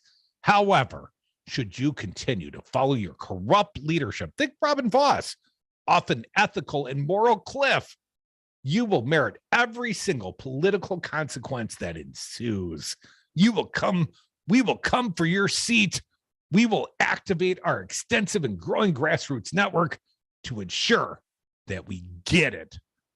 Get it. Did they say rue the day? Please tell me they said rue the day. Rue the day. No, they actually sign off. Cheers. No, they sign off most sincerely. The Wisconsin citizens demanding election integrity as they've become to know the WCDEI XYZ. What a great bunch of people. I do have an update for you right now. Most sincerely? Yes. On the word inveigle. Yes. What's that mean? I think all of us should know the word inveigle because most of us would not be around if it were not for the word inveigle, which means it's a verb to persuade someone to do something by means of deception or flattery. So a lot of us would not have been conceived without inveigling each other. Well, that and a little liquor. That's true. Perhaps a nice dinner. You never can tell. Maybe dad stepped up. 844-967. Not my dad, but someone's dad. 844-967. Someone talked themselves into something.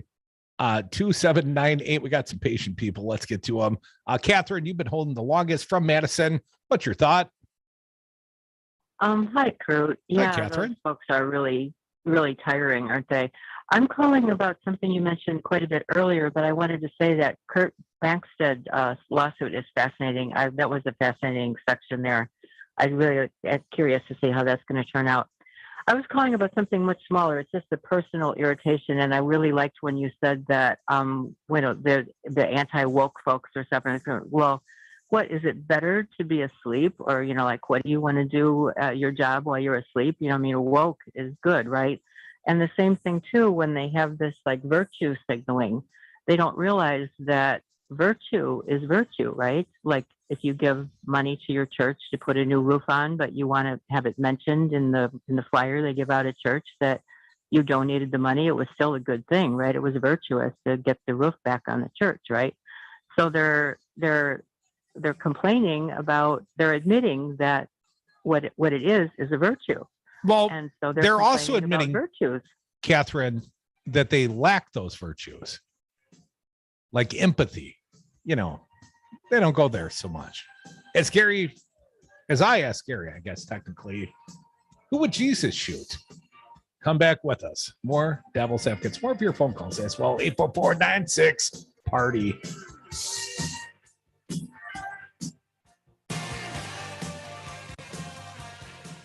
The most important decision you can make right now is where do you stand? Goodness or badness? Who's bad? It's so bad! Social media? You've kept up with the times. If you can do that, you can definitely save for retirement. Go to aceyourretirement.org and in just 3 minutes, you'll get free tips to help boost your retirement savings. That's aceyourretirement.org. A message from AARP and the Ad Council. Here's a fun fact for you. The average chameleon can point their eyes in 2 different directions. On the other hand, the average human can't. So unless you're a chameleon, there's absolutely no way you can focus on texting and driving at the same time. So don't do it, unless you're a chameleon. Visit StopTextsStopWrecks.org. A message brought to you by the National Highway Traffic Safety Administration, Project Yellow Light, and the Ad Council. Spruce up your home with soy candles from Wisco Home Goods. I'm Don, one of the owners of this family-owned Midwestern business in Madison, Wisconsin. Our candles are 100% sustainable and come in a variety of unique blends and scents. Did you know our candle jars are also double old-fashioned glasses? That's right, buy a candle and you get a free cocktail glass. Check out our blog at wiscohomegoods.com/blog for more information. That's wiscohomegoods.com/blog. What grows in the forest? Our imagination and our family bonds. The forest is closer than you think. Find a forest near you at discovertheforest.org. Brought to you by the United States Forest Service and the Ad Council. Hi, folks. This is Kirk Bangstad at the Minocqua Brewing Company, and I am proud to introduce you to Choice, our new pink grapefruit flavored hard seltzer. Choice was made in collaboration with Planned Parenthood of Wisconsin, and 5% of the proceeds from every can goes to support them and their fight for reproductive freedom. Choice hard seltzer tastes great and comes in at only 105 calories per can.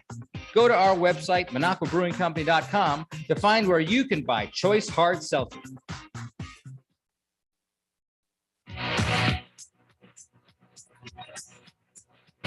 I don't know if you know the Devil's Advocates, but the show is kind of a big deal. Welcome back to the Devil's Advocates Radio Show, the Friday Eve edition. I say it that way for Dominic's sake. He'll be along in about 10 minutes. Stick around for him. I know you will. And stick around for more phone callers at 844-967-2789. Kirk Bangstad, our podcast earlier this hour, talked about new federal lawsuits. And he mentioned the attorneys for Trump, Eastman. It was the Eastman memo. It's basically Eastman's plan. And there's some new breaking news about Eastman. One more violation. Email showed Trump attorney John Eastman was aware January 6th scheme was unlawful. And Kirk and the federal lawsuits and the plaintiffs thereof, allegations against U.S. Senator Ron Johnson and Tom Tiffany and Scott Fitzgerald of Wisconsin, is that they knew that this action was illegal. This objection to the Electoral College count was illegal. Hell, Eastman knew it. And yet they still went along with it. In fact, they propagated the big lie. They willfully misled the American people, even though you've heard from the ads for the People for People Corporation right here on the Devil Radio airwaves. U.S. Senator Ron Johnson laid out the math. If Donald Trump had gotten the same number of votes that Assembly Republicans did in the state of Wisconsin, about 50,000 more votes, well, he would have won the state of Wisconsin. But Ron Johnson laid it out very candidly at a Republican confab, got caught on tape doing the math. And the math says Donald Trump lost the state of Wisconsin. Yet there he was, propagating the big lie along with Tiffany and Fitzgerald. And the breaking headline, our boy John Eastman knew it was illegal. Right-wing attorney John Eastman appears to be aware his scheme to pressure Mike Pence to overturn Donald Trump's election loss was unlawful. Email exchanges released last week by the House Select Committee showed that Eastman was aware that interrupting the congressional certification of Joe Biden's election win so that Trump's attorneys could argue the Electoral Count Act was not followed to the letter of the law was in fact unlawful, but pressed forward with the scheme, reported The Guardian. Here's the quote. The Senate and the House have both violated the Electoral Count Act this evening. They debated the Arizona objections for more than 2 hours. Violation of 3 USC 17, Eastman wrote to Pence's counsel, Greg Jacob, at 9:44 p.m. on January 6th. Now, understand, this was late in the evening on January 6th, after the disruption of the January 6th insurrection. Eastman is still pressuring through the attorney, Jacobs, for Pence, still trying to convince Pence to do it. And he's saying, well, the debate for Arizona already broke statute. So what's a little other minor violation of the law? This was Eastman's characterization. Let me read on just briefly and then back to the phones. Eastman argued that since the statute had been violated in small ways, which amounted to a delay of several hours at most, Pence should be willing to commit, and this is the quote from the emails the January 6th committee released from Eastman, one more minor violation and adjourn for 10 days. That shows Eastman, who was advising Trump after his election loss, knew the scheme to delay Biden's certification violated the Electoral Count Act and showed he was involved in a conspiracy to defraud the United States and obstruct Congress, as the House counsel Douglas Letter argued Tuesday while appearing on behalf of the Select Committee in a federal court hearing. It was so minor, it could have changed the entire course of our democracy, the attorneys told the court. It could have meant the popularly elected president could have been thwarted from taking office. That's what Dr. Eastman was urging. The email also raised the possibility that Trump attorney Rudy Giuliani was aware of the scheme was illegal. Oh, you think that would have stopped Rudy? So was apparently Alabama Senator Tommy Tuberville at about 7 p.m. that evening, asking the newly elected GOP senator to object to 10 states Biden had won after Congress reconvened about an hour later, which would have dragged the joint session into the following day. The only strategy we can follow is to object to numerous dates and raise issues so that we get ourselves into tomorrow, ideally until the end of tomorrow, Giuliani said in a recording of the call. Lordy, it's on tape. So, good luck to the Minocqua Brewing Company Super PAC in their new federal lawsuits against U.S. Senator Ron Johnson and Congressman Tom Tiffany and Scott Fitzgerald of Wisconsin. Back to the phones. Phil from Minneapolis. Phil, thanks for being patient. What do you got for us? Well, I don't know how other states work it. I don't know how people with the mindset of some Republicans can listen to half truths and half lies and come up with a full lie. But if I did my job as poorly as retired or voted out Supreme Court Justice Gableman did his so-called investigation of so-called fraudulent elections in Wisconsin, I would have slunk away with my tail between my legs. Obviously, he has more brass than I do. Phil, he did not run for re-election. Talking about Gableman, the corrupted former Supreme Court. I don't know. He would have been for re-election. He would have been up for re-election. He resigned his position shortly before. Charged. Well, he resigned his position so another appointee could be made an incumbent. But who gives up? I mean, Supreme Court justices always win re-election, unless they're so corrupt that the electorate would so roundly reject him. The fact that he didn't run for re-election in the state of Wisconsin, he was going to get beat. He knew he was going to get beat because he knew he was so corrupt. Even Republicans couldn't give him cover. And then they made him the sheriff. A fraudulent election in Wisconsin. And then he transmits this interim report that has no evidence in it of any so-called widespread corruption or fraudulent election activities. If I did my job half as bad as that, I would expect to be fired. Well, I don't know what happened to Phil. I didn't cut you off, Phil. Sorry about that. But what I would say, Phil, he's doing his job exactly as intended. Because you're assuming, Phil, you probably did your job with vigor and actually tried to, accomplish something, a little work product. His work product is entirely a fiction. His rationale for existence, the entire reason for this contract, the entire reason Gableman is doing this investigation is to create this suspicion, to extend the big lie, to continue to justify and rationalize why it is that Republicans want to suppress the vote and move the redistricting lines, do whatever they need to do, because that's the only way they can win elections anymore in the state of Wisconsin. Phil, just ask Gableman. That's why he didn't run for re-election. And that's why Karofsky is on the Wisconsin Supreme Court. She's very liberal. Come back. Tom joins me. The happier happy hour is next.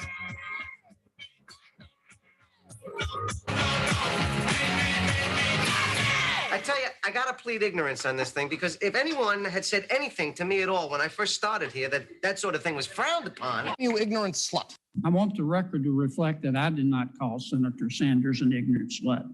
Congratulations for staying awake all day. Hey everyone, it's Abby with Downdrains Distilling. Come out to visit us and try our craft cocktails in our tasting room in Cottage Grove, Wisconsin, open year-round. We also have a huge outdoor cocktail garden where we'll be hosting our first annual Bloody Mary Fest this March and other great events. Find Downdrains at your local liquor and grocery stores or stop into our tasting room in Cottage Grove. We're always family and pet friendly. For more information, go to downdrainsdistilling.com. That's downdrainsdistilling.com. Is your smartphone really a smartphone if it doesn't have the Devil Radio app? No, it isn't. Download the Devil Radio app in the Apple or Google Play Store and listen to the greatest radio station ever whenever you're on the go or stationary or whatever. It doesn't matter. The Devil Radio app, streaming 24/7. Hi, this is Brad from Zero Res. If you need someone to help with your carpet cleaning, business or residence, please give us a call.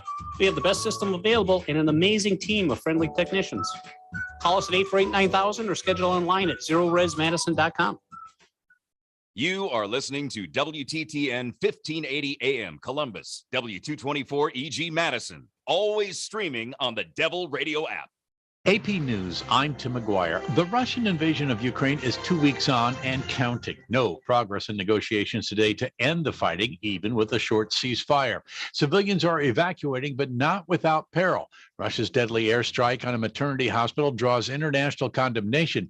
AP Sagar Megani reports. Ukrainian and Western officials call it a war crime. I'm afraid that we should expect more of the same. Retired Lieutenant General Douglas Lute, a former U.S. ambassador to NATO, says a frustrated Russian military will get more brutal. They won't show any propensity to discriminate between military targets and civilian targets. While on the ground, the war will look like something out of the Middle Ages, with Russian forces laying siege to cities while Ukrainians hold them off. With extraordinary misery, very brutal tactics. Lute says history shows Ukraine can beat a more powerful enemy. Because willpower can beat firepower. Sagar Megani, Washington. Russia's defense ministry claims the hospital bombing was staged to smear Russia. Higher prices for food, gas, and housing drove up inflation by 7.9% when compared with February of last year, continuing rates not seen since 1982. White House Press Secretary Jen Psaki says the price run-up will level off. There are still predictions and projections from the Federal Reserve and outside economists about inflation moderating towards the end of the year. Chicago Police Superintendent David Brown, in a statement read during actor Jussie Smollett's sentencing hearing, says his false report of a hate crime harmed actual victims of such crimes. The actor's grandmother asked the judge not to send him to prison. If you do, send me along with him. Smollett faces up to 3 years in prison for each of the 5 felony convictions of disorderly conduct for lying to police. On Wall Street, the Dow fell 112. This is AP News. You're always up for some fun with the family, so you order the essentials, a new board game, some baking supplies, and even a new projector for outdoor movie night. And with the Bank of America customized Cash Rewards credit card, you can choose to earn 3% cash back on online shopping, which could increase to up to 5.25% as a preferred rewards member. Rewards which you can put toward an extra treat that everyone will enjoy, like an old-fashioned popcorn machine. Visit bankofamerica.com/more rewarding and apply now. Copyright 2021 Bank of America Corporation. I had a nighttime routine for my frequent heartburn. I would drink milk, I would sleep upright with more pillows, but that painful burning stayed. So I made Prilosec OTC part of my morning routine. With just one pill in the morning, Prilosec OTC prevents excess acid production, blocking heartburn day and night. Now I have a new nighttime routine. I call it sleeping. Block heartburn all day and all night with Prilosec OTC. It's possible while taking Prilosec OTC. Use as directed for 14 days to treat frequent heartburn, not for immediate relief. This is the radio station you were looking for. Devil Radio 92.7. It surrounds us. It penetrates us. It binds the world together. Help me, Devil Radio. You're my only hope. This is Rocker, and I'm sitting here on the patio at Salvatore's Tomato Pies, freezing my butt off. So I'm headed next door to the Dark Horse Art Bar for a Rocker Rye whiskey to warm me up. It's a high rye with just a touch of malted barley. It's yummy. Find Rocker Spirits at Festival Foods on East Wash and Woodman's grocery stores. You must be 21. Please drink responsibly.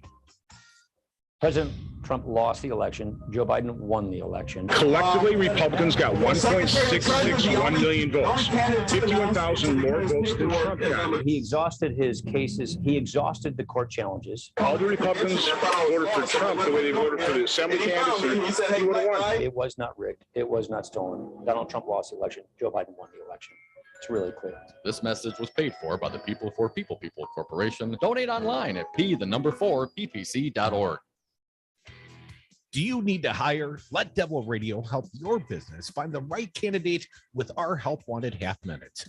Devil Radio will create a 30-second job listing for your business. Play it on Devil Radio for the month. We'll feature your job listing during Afternoon Drive on Fridays, and we'll even publish your Help Wanted listing on Devil Radio 927.com's website, all for just $300 per month. If you're hiring, Devil Radio can help. Call today.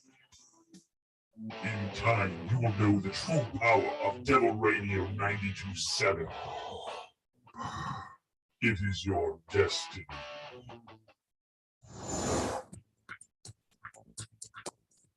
For Devil Radio 92.7 FM and WTTN 1580 AM, I'm Luke Mathers with your headlines.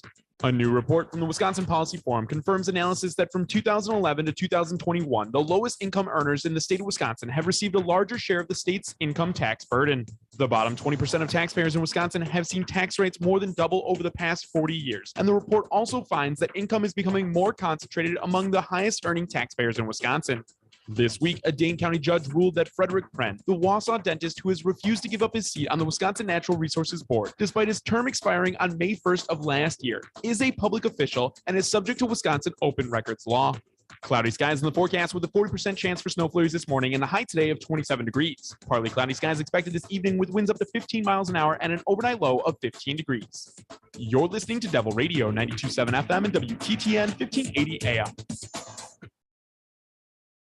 Devil Radio programming is produced live in the Solidarity Realty Studios. Find them at solidarityrealty.com. Solidarity Realty. There is an alternative. Warning, you are about to listen to the greatest radio show ever. And due to contractual obligations and to shield our airwaves and corporate licensees from any semblance of liability, responsibility, and gullibility, we must tell you the views represented on this show are not necessarily those of this station or its management. This radio show contains differing points of view on current political topics, and due to the nature of its contents, it should be heard by everyone. Thank you for listening. 3, 2, 1. Now live from the Devil Radio Studios in Madison, Wisconsin, where the political party is just beginning. Welcome to the Devil's Advocate Show. Friends proving it's never personal, only politics. Please allow me to introduce myself. Here is your host, Mike Crute. Welcome back to the Devil's Advocates Radio Show, the Friday Eve edition. See what I did for you there, my little buddy? Thank you. It is Friday Eve, one of my favorite days. And we're rolling into the happier 5 o'clock happy hour. And the phone lines, they're still open for you. 844-967-2789. Got sort of a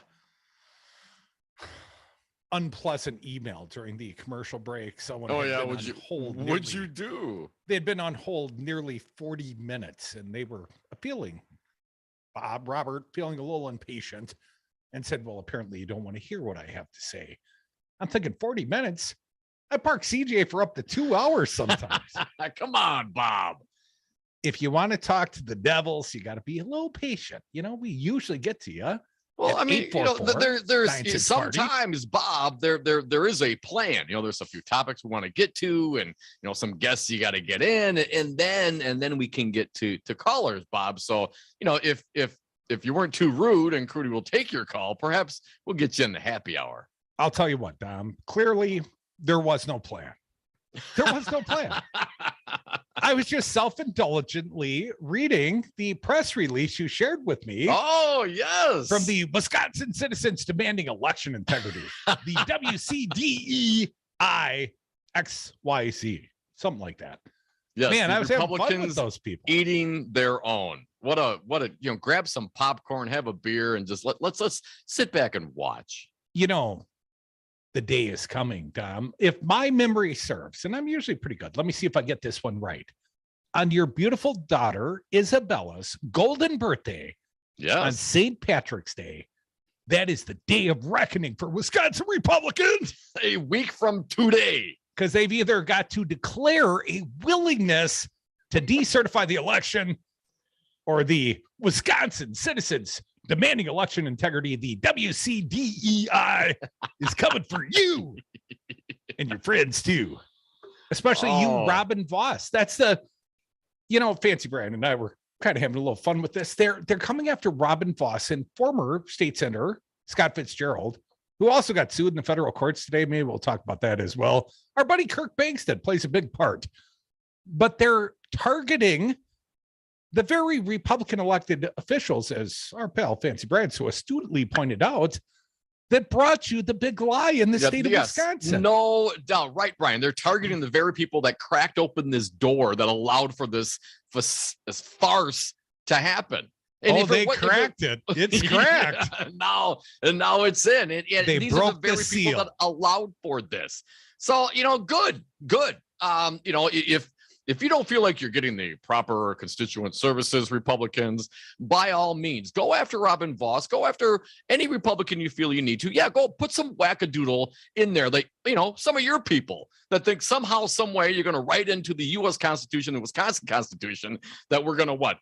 Undo. We're going to hit the undo button. You know, Control Z, Control C. I mean, what are you talking about? This is ridiculous. They're losing. They will lose the mainstream while they go and try to purge their own. I'm all about it. I look forward to seeing who comes out of that mess so we can stop their asses. Tesoro, something like that. Apparently, he's a recent carpetbagger, moved to Wisconsin very recently. The veteran I referenced him before you joined us. He ran for mayor of his hometown, or his newly adopted hometown. Garnered about 20% of the vote, you know, so he's a politically active sort. But a short quote from him: decertification is the proper constitutional course for Wisconsin legislators to correct the gross error they made in certifying suspect election results that merit a deeper investigation from the outset. You know, that is well, it is constitutional remedy. That's not in the Constitution. That's not how it works. And but if you read, I don't know how much of that those two letters you shared, Crute. Damn near all of it. But they're very complimentary of the investigation by the highly respected former Wisconsin Supreme Court Justice Gableman. I'm thinking to myself, wait, what? What? Because you heard what you wanted to hear. Gableman, as we've talked about, often offered zero proof. We actually had someone crunch the numbers, right from City of Milwaukee. The Milwaukee clerk of elections actually did the nursing home math on the 32 Milwaukee nursing homes, and found it wasn't 110% or whatever it is that he was claiming, 100%, and then he kind of backed down 95 to 100. It was like 79%. Well, I mean, you know, rounding. What are you going to do? You know, it's close enough. Close enough for government work and special and prosecutions. I mean, I'm just saying, on a grade, a 79 is a C, right? That's a 2.0 versus 100%, which would be an A. That'd be a 4.0. More like a B minus, Tom. Yeah, if you play that role. But let's not forget, was it Ron Hauer, who's also part of this quote unquote investigation? He was in charge of, you know, going out to, apparently, according to the nursing release of documents, to the nursing homes. And what qualified him to be the investigator? Well, hell, he was in the travel industry for 40 years. Well, he probably met with lots of seniors in the leisure and travel industry. Who do you think's taking all the cruises? Well, and I would suggest that, look, if these things as they claim were to happen, rightfully people would be outraged, but they didn't, and there's no proof that it did. So you have one wacky Racine County sheriff in the state of Wisconsin, and a former Supreme Court justice, special prosecutor, and the former president of the United States.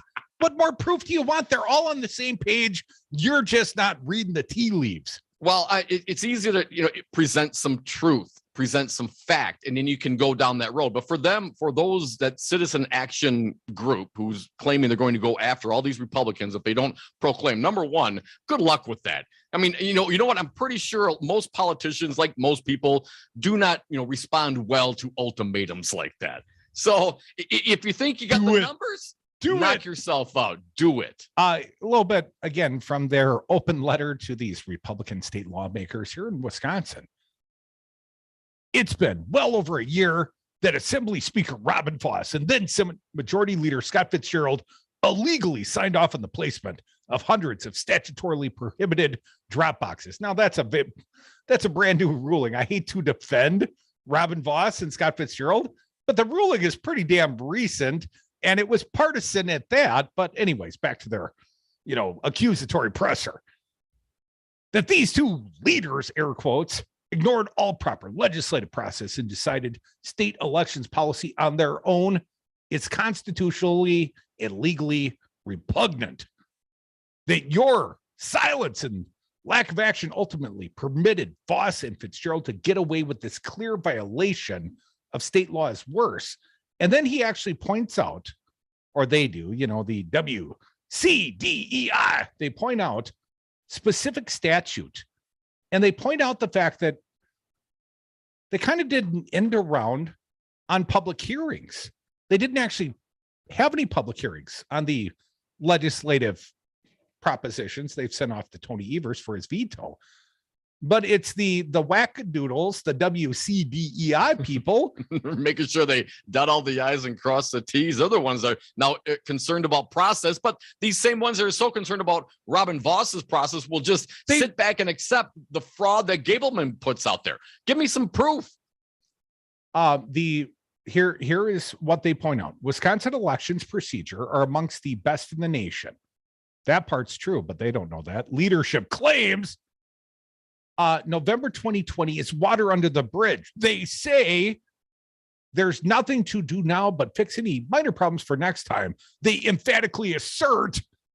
Yet companion bills AB 946 and SB 946, advanced by Speaker Voss and his cronies in the Senate, will not only enhance corruption, they have suspiciously bypassed proper legislative procedure and public hearing.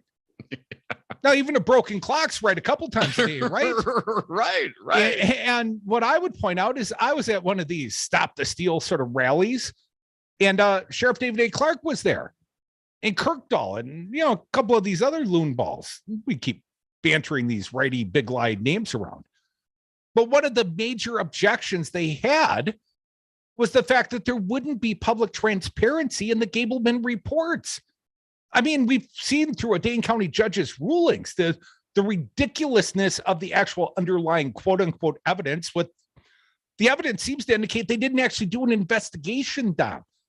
But the loon balls, the fringe, the WDCEI people were also the very ones that pointed out, well, why did Robin Voss have to circumvent public hearings and public notice and normal legislative procedure on these bills? That's how he rolls, baby.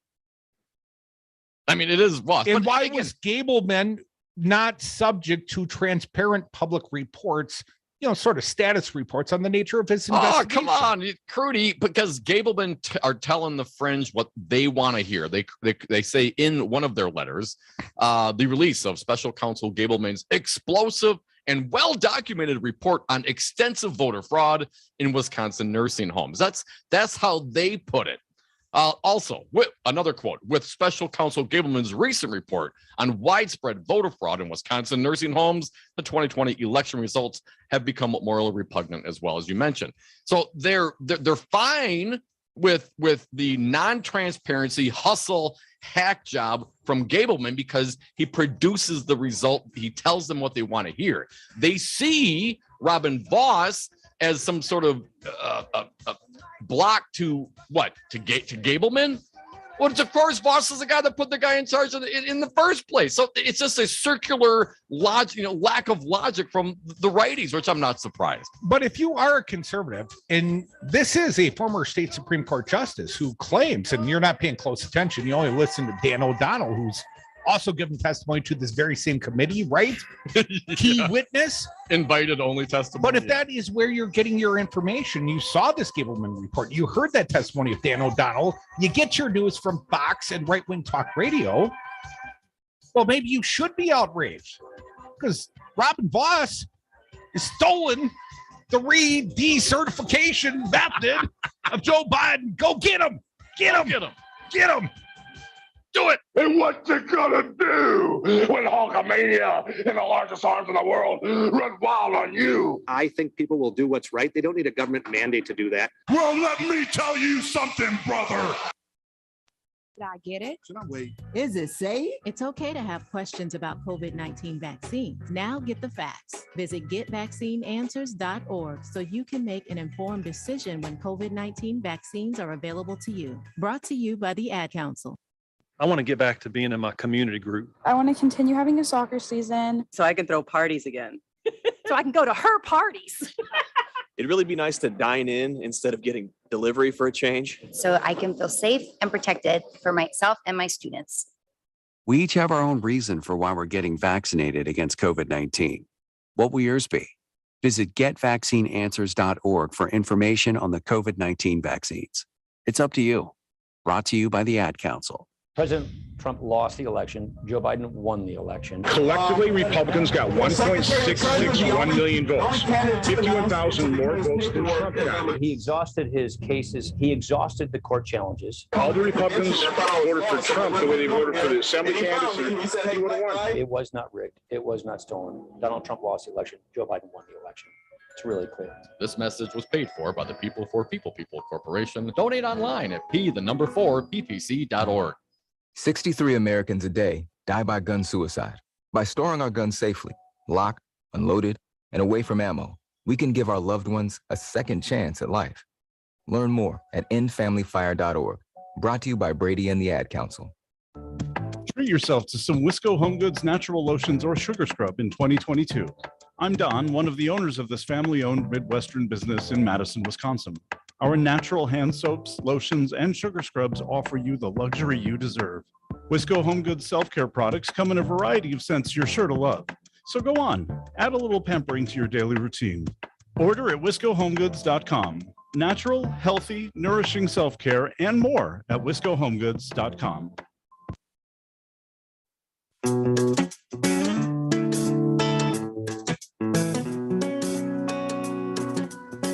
The Devil's Advocates, radio for the 99%.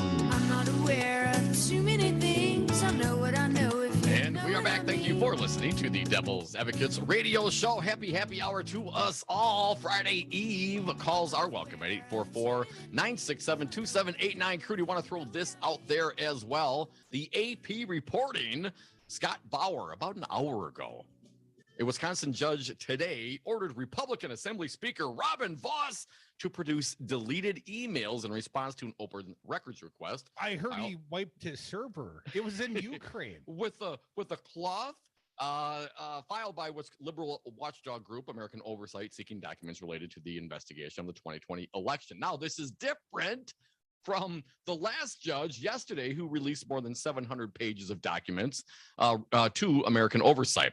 Bauer writes that Voss and American Oversight have been fighting for 5 months over what records he has in response to numerous open records requests filed by American Oversight. The group wants to ask a former Voss employee who was in charge of his email accounts, but who has since left the office. The judge ordered that she either sit for a deposition or someone from Voss's office respond to questions on her behalf. Voss's attorney, Ronald Stadler, told the judge that deleted emails could be retrieved from his government accounts, but not from his private Gmail account. He triple bleaches those. Deleted text messages are also not retrievable. Now, if you are engaging in government work with your personal phone, those are not supposed to be deleted, right, Robin? I don't think that's an insurmountable barrier. Krista Westberg, who is the attorney for American Oversight, stated the judge gave Voss until March 23rd, a couple of weeks, to provide the deleted messages or explain why they cannot be retrieved, respond to 4 other open records requests they have yet to answer, and either produce the former employee to answer the questions on her or answer the questions on her behalf. She also encouraged both sides to conclude the lawsuit that was filed in October. The judge said, we need to start moving this along and wrapping this up. Well, it's not American Oversight that's dragging their feet, is it? It's Robin Voss. It's almost like he thinks he's above the law, Dom. Like Weird. He's not beholden to the citizens of the great state of Wisconsin or open records laws or any of that, puny stuff. Yes, that's for the little people. It is. I had our buddy Kirk Bangstad from the Minocqua Brewing Company Super PAC, see wispolitics.com, synopsis of his new lawsuit. Let me share again for you and the late joiners, Tom. Minocqua Brewing Company Super PAC today announced a lawsuit to remove 3 top Republicans from office for allegedly aiding and abetting the January 6th attack on the U.S. Capitol. The targets are Ron Johnson, friend of our show, U.S. Rep. Tom Tiffany, who's also been on the show back when he was Toxic Tom, the senator, and Scott Fitzgerald, who's never appeared on this fine program. The complaint was filed by 10 Wisconsinites from 5 congressional districts, including 2 in Fitzgerald's and 5 from Tiffany's. The lawsuit, singular, aims to remove the elected officials from office under Section 3 of the 14th Amendment. the disqualification clause, which prohibits public officials from holding office if they've engaged in insurrection or rebellion against the United States or given aid and comfort to the enemies thereof. Very interesting. The disqualification clause was originally created after the Civil War to keep officials who had served the Confederacy from holding public office. Well, yeah, we sound like we're on course so far. Super PAC founder Kirk Bangstad, our buddy, and earlier guest, said the group repeatedly asked AG Josh Kaul to press charges against the delegates under the 14th Amendment, but Kaul did not take action. Bangstad suggested Kaul had not filed charges because he doesn't want to upset voters. Attorney General Josh Kaul is a politician. He knows that we're a very purple state. I think he doesn't want to anger voters. I think that's the reason he hasn't brought this himself, Bangstad said. The petulant owner of the Minocqua Brewing Company, in my words, Bangstad, our buddy, ran for the state's 34th Assembly District once against Rob Swearingen. I think he also ran for Congress. Bangstad said, although Dems might fear losing elections, at least they are trying to subvert the law. Now, Kaul's spokesperson, our friend Jillian Drummond, told Wisp Politics, the DOJ doesn't typically comment on current or potential investigations, except in unique public safety circumstances. And here's their statement. As the AG has said, it's critical that the federal government fully investigate and prosecutes any unlawful actions in furtherance of any seditious conspiracy. At least she used the words. The complaint alleges the Capitol insurrectionists were egged on relentlessly by the delegates. That means Rojo, Fitzgerald, and Tiffany. Flagrant lies and distortions about the election. The complaint also targets Fitzgerald for procuring a room at the state capitol for 10 Republicans, allegedly to meet and cast alternative electoral votes in the state post-election. One last quote from our buddy Kirk. It's weird for our brewery to be pushing things in a political sense, but that's where we are because we feel like there's not enough intestinal fortitude among some of the higher up legislators or Justice Department officials to be doing what we're doing right now. Kirk was all fired up, man. And as well, he should be. And I agree with him entirely on this particular case and also on the federal. And I know Merrick Garland came out and did an interview today and at least indicated that he's not going to be, moved by a political risk if they're going to, go right down the line. It's like like a mobster investigation. You take the low hanging fruit and you work your way up. But it is concerning that we don't see a whole lot happening, but I'm hoping that there's a lot going on behind the scenes, and I think Garland mentioned that today. Molly Beck from the Milwaukee Journal Sentinel reminds us on this very topic of this lawsuit from Kirk. She quotes from the Journal, had there been a vote in Wisconsin, Tiffany and Fitzgerald both said they would have objected to the same election that gave them their first full terms in office. They were down. And I'm not clear they've ever contradicted or gone against that philosophy. To this day, they would probably do that. Our co-counsel, you Fancy Brand, you Dom, and mine, Jeff Scott Olson, had a little legal update. I see he's incorporated in our little entering into a locked building, the Wisconsin State Capitol during a pandemic, entered into evidence specific allegations against the false Trump electors, and in fact included reporting from the New York Times and their very signatures on the false elector documents as evidence for our full vindication to come. And then we're suing. Come back, more devil's advocates. But they are who we thought they were, and we let them off the hook. Go get him. You're listening to Devil Radio 92.7 and WTTN 1580 AM. That's pretty cool. This is Pat Slattery of Slattery's Automotive Service in Verona. Established in 1973, I've been servicing and repairing cars in the Madison community for nearly 50 years. You can trust me to tell you what your car really needs and fix it right the first time. Give me a call at 608-848-6123 to schedule an appointment today. Slattery's Automotive Service, your trusted choice for local service and repairs for all your automotive needs. Hi, folks. This is Kirk Bangstad of the Minocqua Brewing Company, and I'm excited to announce our new beer, AOC IPA. This IPA pays homage to Alexandria Ocasio-Cortez, a champion of the progressive movement. AOC IPA is now available in stores throughout Wisconsin. Check our website, MinocquaBrewingCompany.com, to see which stores in your area are carrying it. Ukrainian will. I'm Tim McGuire with an AP News Minute. Thousands of people are dead. More than 2 million have fled Ukraine since Russia began its invasion 14 days ago.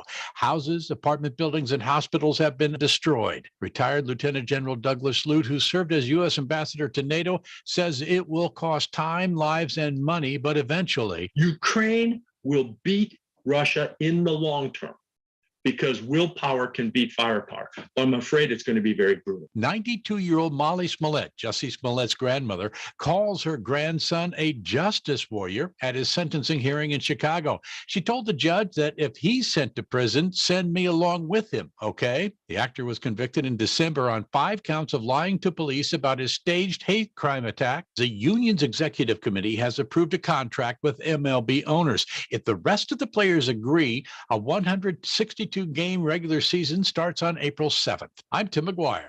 You're always up for some fun with the family, so you order the essentials, a new board game, some baking supplies, and even a new projector for outdoor movie night. And with the Bank of America customized Cash Rewards credit card, you can choose to earn 3% cash back on online shopping, which could increase to up to 5.25% as a preferred rewards member. Rewards which you can put toward an extra treat that everyone will enjoy, like an old-fashioned popcorn machine. Visit bankofamerica.com/more rewarding and apply now. Copyright 2021 Bank of America Corporation. I had a nighttime routine for my frequent heartburn. I would drink milk. I would sleep upright with more pillows, but that painful burning stayed. So I made Prilosec OTC part of my morning routine. With just 1 pill in the morning, Prilosec OTC prevents excess acid production, blocking heartburn day and night. Now I have a new nighttime routine. I call it sleeping. Block heartburn all day and all night with Prilosec OTC. It's possible while taking Prilosec OTC. Use as directed for 14 days to treat frequent heartburn, not for immediate relief.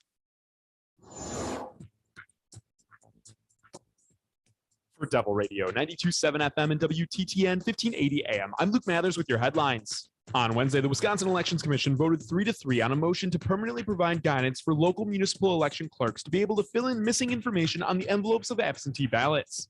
The original guidance to do so was passed in 2016, and earlier this year, the commission voted 4-2 to extend such guidance for 6 months. Yesterday, Democratic State Senator Janice Ringhand of Evansville announced she will not be seeking re-election to the Wisconsin State Senate this fall. Shortly after Senator Ringhand's announcement, Democratic State Representative Mark Spritzer of Beloit announced he will be running for that state Senate seat. This morning, Republican State Senator Jerry Petrowski of Marathon announced he will not be seeking re-election either this fall, adding to a growing list of turnover expected in the Wisconsin legislature due to legislators retiring or seeking different elected office. You're listening to Devil Radio 92.7 FM and WTTN 1580 AM.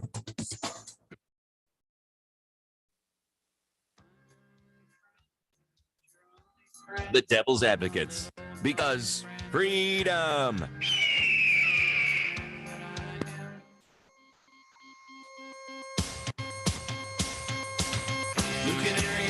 Welcome back to the Devil's Advocates Radio Show. Got my little buddy Dom, got Fancy Brian. Could have you on the phones as well. 844-967-2789. Dom, want to give you a little update on the Freedom Convoy. Oh. You know, first and foremost, this morning they took Ted Cruz riding. He was riding, you know, he's rolling in the Freedom Convoy, the lead rig. Was he rolling in his 5.0 with the rag top down so his hair can blow? Ted Cruz, go yourself. Yeah. Now we've met Ted Cruz more than once. Once in yes, Dane, he has very Wisconsin, slippery hands. and once in Ishawaka, Indiana, the last day of his presidential candidacy, right? Effectively, he lost that day in Indiana. So such a and desperate Trump won the man. nomination. He was so desperate. He literally walked into this diner with families eating and shook every single person's hand, whether they wanted him to or not. And some of the kids are like, "What, mommy?" He was invading lots of bubbles. Mommy, make the greasy man go away. I could smell the desperation, mommy. Oh, it was terrible. Well, so anyways, they went rolling with Ted Cruz this morning. And then we've got another update. Brought to you by the Raw Story. A member of the People's Convoy that's been circling the Beltway around D.C. is not happy about the reception he's received from the local drivers. Weird. In a video posted to the Daily Beast, Zachary Patrizio, a convoy trucker, complains that other drivers along the Beltway are giving him obscene gestures as they pass by. You go around the Beltway, birds are flying everywhere. That's the kind of people that live up there. You know, it's a different world, DC. It's a different world. The driver went on to say that we're trying to straighten DC out. We're trying to clean it up. That's what this is all about, trying to get it cleaned up. Real, is it? Because going the wrong way. We're going streaking to the quad. Everybody's doing it. I mean, is that what it's about? I guess I'm really not clear. They seem to have a litany of grievances that, you know, come and go. Depends on the day and who you're asking. I wonder where all the... How would he know where we're going? Exactly. Dominic, the convoy was inspired by the trucker protests that occurred last month in Canada against the government's vaccine mandates. However, it's not clear what this particular protest is about since the Supreme Court struck down President Joe Biden's vaccine mandate, and indoor mask requirements throughout the United States have been completely lifted in recent weeks. Doesn't mean they're not rolling round and round and round the I-495. Well, see, now it's just a general straight, you know, cleaning up DC. We're gonna clean it up. What does that even mean? I mean, really, what? Obviously, you're not going to physically grab a broom and do something. Hell, half of your crew were taking dumps in the Capitol and wiping feces on the wall. So that's not really what that's all about. So what, if you want to clean up, I'm assuming you mean, you know, what, vote out the bastards? Is that what you mean? Well, you driving your truck in circles doesn't do that. You engaging in your local community and running for office and, you know, doing something along those lines will have much more of an impact. And yeah, when you're driving like idiots and people don't like what you're doing, you know, yeah, they might flip you off. And if that bothers you, well, get some tougher skin, man. Well, Dominic, they took yesterday off because it was kind of rainy. And apparently some of them had some day drinking planned. I mean, they've only protested 4 of the last 5 days because, you know, they don't protest on rainy days. Is there a... They're so sweet they might melt. Do we have any sense of what success looks like for the trucker convoy, or are they just hoping to get the 6.6 Trans Am from, you know, the East Coast to the West Coast as fast as possible? Long way to go and a short time to get there. Apparently, they perceive days like today and days like Tuesday as successful days. Because let's not forget, on Tuesday, U.S. Senator Ron Johnson from Wisconsin and your buddy Greasy Ted Cruz from Texas, well, they welcomed the truckers up to Capitol Hill, right? They gave them a hearing. And then today, Ted Cruz is grabbing the corn chips and, you know, a couple cans of Pepsi. When you say they gave him a hearing, what do you like? They brought him into the Capitol and had a hearing? Or on Tuesday. Oh, I was not aware of Rojo and Ted Cruz brought the Freedom Convoy to the U.S. Senate building and gave them a hearing before the press. Now, I don't know if it was officially designated as a hearing because, you know, Ron's not a committee chair. He's only a subcommittee chair now. So, you know, I don't know if he had a subcommittee hearing or exactly how that works. But, you know, when they show up and they put them all at the rows and they bring in the press, it looks a lot like a hearing to me. So they get so Ron and Raphael, the Ron and Raphael show, gave the truckers what they wanted. And I did read something that the truckers were very impressed. I mean, they were happy to be received by 2, you know, very respected senators. And Ron Johnson and Ted Cruz. I gotta question the judgment. But you want to protest, knock yourself out. People flip you off, you know, it's a day in the life, baby. What are you going to do about it? I don't know what's wrong with those DC people. They're not like back home in Dixie. Did you see Michael Flynn went before the J6 committee today and pled the fifth? Pled the fifth. I mean, don't only criminals do that? I think so. Something like that, right? Well, those that would seek amnesty must be criminals. When you are given immunity, that means that you've probably committed a crime. But when you're pleading the fifth, you are specifically basically making the representation that to tell the truth you would incriminate yourself of a crime. Yes. You see, the mob takes the fifth. Yeah, the mob does. If you're innocent, why are you taking the Fifth Amendment? That's a great question, former huckster Trump. Why don't you ask Flynn that? During the deposition, committee staff insinuated that General Flynn's decision to decline to answer their questions constituted an admission of guilt. Yeah, kind of. Consistent with inaccurate similar statements from the committee chair about the invocation of the Fifth Amendment. That was what, Flynn's counsel said today. But it isn't the committee that could be Flynn's biggest problem. And then they quoted Trump. The mob takes the fifth. Thank you, Brian. You're better than the article, Fancy Brian. What is that? So back in 14. We got Trump kids. We have, convicted, then pardoned Flynn, who, let's not forget, was convicted because he was lying to the FBI about his communications with the Russians. I mean, the Russian thing just keeps popping up, doesn't it? And now everyone's taking the fifth because they did something wrong. What about the Patriots? Don't you want to stand up? I mean, if something was wrong in this world, Flynn, why don't you stand up and show that committee what it's all about? Show them what it's like to be a true patriot. But no, he's just going to, take the fifth because if I actually told you, then I might incriminate myself criminally. No, that's not how they pleaded out in their pleadings, Tom. No, okay. To protect the innocent who otherwise might be ensnared by the ambiguous circumstances. Ambiguous circumstances? Really? Yeah, because ambiguously, if I tell the truth, I'm going to prison for a long time. 844-967-2789. Wisco Paul, how you doing, man? Hey, Paulie.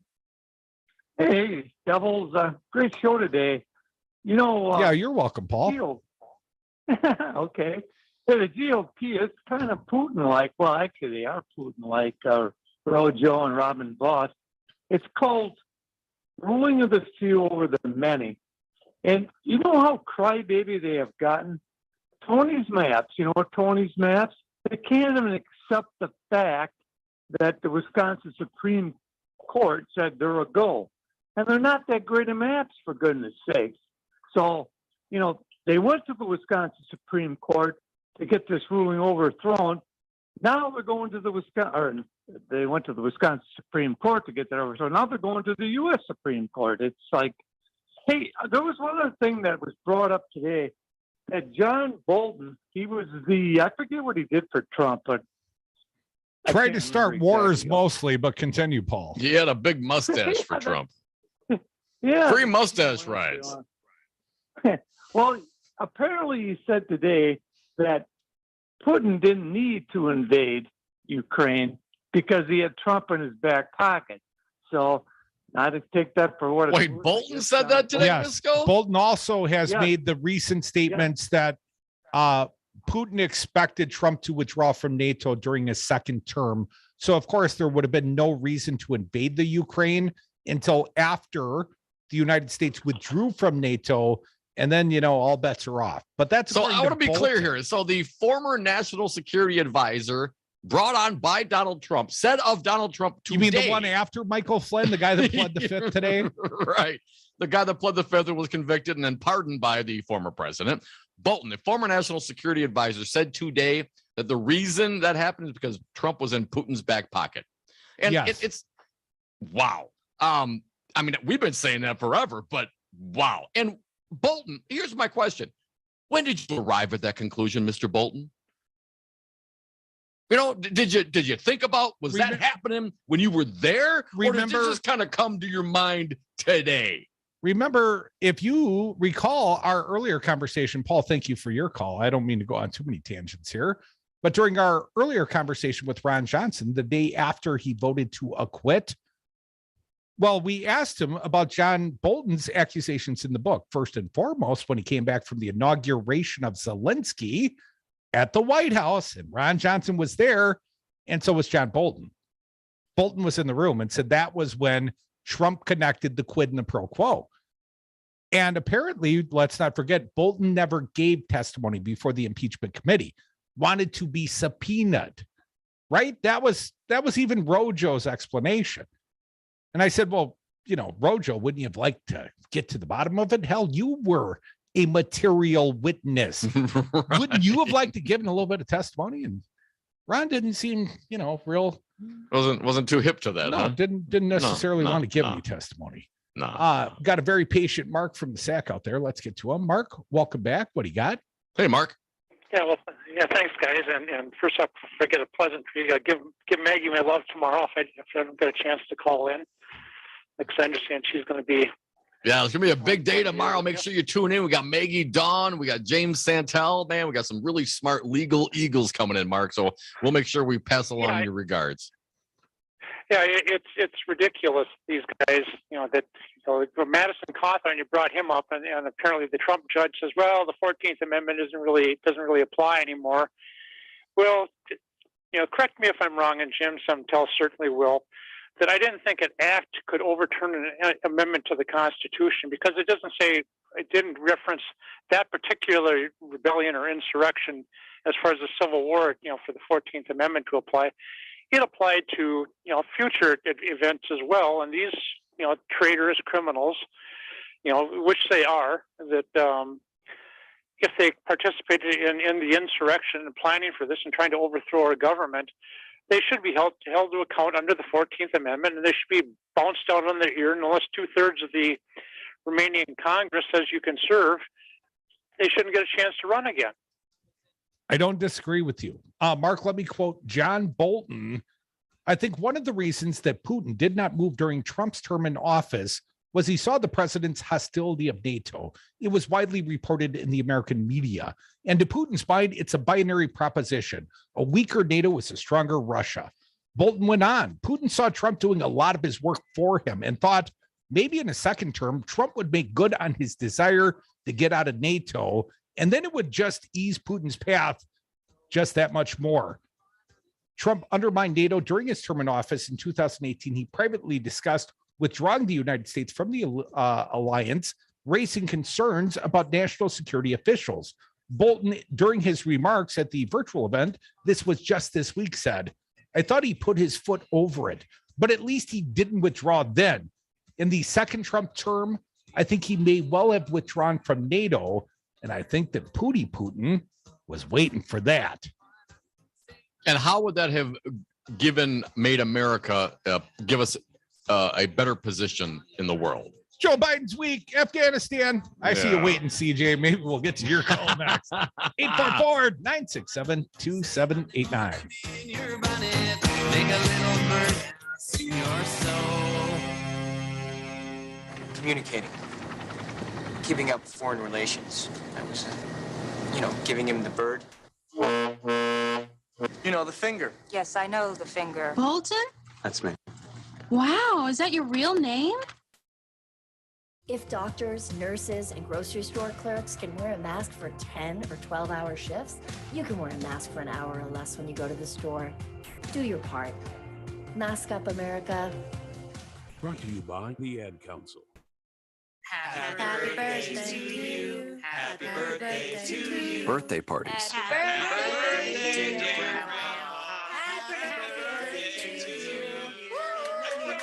Getting back to the moments we miss starts with getting informed. Get the latest info about COVID-19 vaccines at getvaccineanswers.org. It's up to you. Brought to you by the Ad Council. Spruce up your home with soy candles from Wisco Home Goods. I'm Don, one of the owners of this family-owned Midwestern business in Madison, Wisconsin. Our candles are 100% sustainable and come in a variety of unique blends and scents. Did you know our candle jars are also double old-fashioned glasses? That's right, buy a candle and you get a free cocktail glass. Check out our blog at wiscohomegoods.com/blog for more information. That's wiscohomegoods.com/blog. If you came across someone struggling with hunger, how would you recognize them? By their clothes, their age, the way they speak. Hunger can be hard to recognize. Learn why at IamHungerInAmerica.org. Brought to you by Feeding America, 200 Food Banks Strong, and the Ad Council. Hi, folks. This is Kirk Bangstad at the Minocqua Brewing Company, and I am proud to introduce you to Choice, our new pink grapefruit flavored hard seltzer. Choice was made in collaboration with Planned Parenthood of Wisconsin, and 5% of the proceeds from every can goes to support them and their fight for reproductive freedom. Choice hard seltzer tastes great and comes in at only 105 calories per can. Go to our website, MinocquaBrewingCompany.com, to find where you can buy Choice hard seltzer.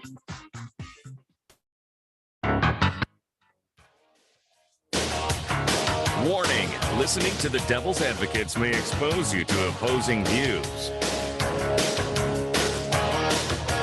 And we are back. Thank you for listening to the Devil's Advocates radio show. Last segment of the day. If you got something to say, pick up the phone. Call us right now. Toll free, talk or text at 844-967-2789. You go, Goose. You can be my wingman anytime, Tom. No, you can be mine.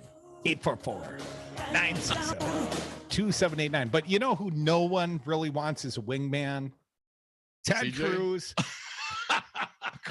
Why are you crapping on CJ? Oh, come on, man. I just thought you were going there. CJ, I feel bad for you now. Welcome back to the show, man. Hey, CJ. Don't feel bad for me. Feel bad for America. I will not cry for you, Argentina. Trump got other countries in NATO to finally pay their fair share. So what? So what? Yeah. So no, then CJ, so what? Yeah. If that's the case, though, CJ, if that's the case, and Trump was, and finally he was successful in doing what was so important to him in America, then why would he want to leave NATO? Do you think we should leave NATO, CJ?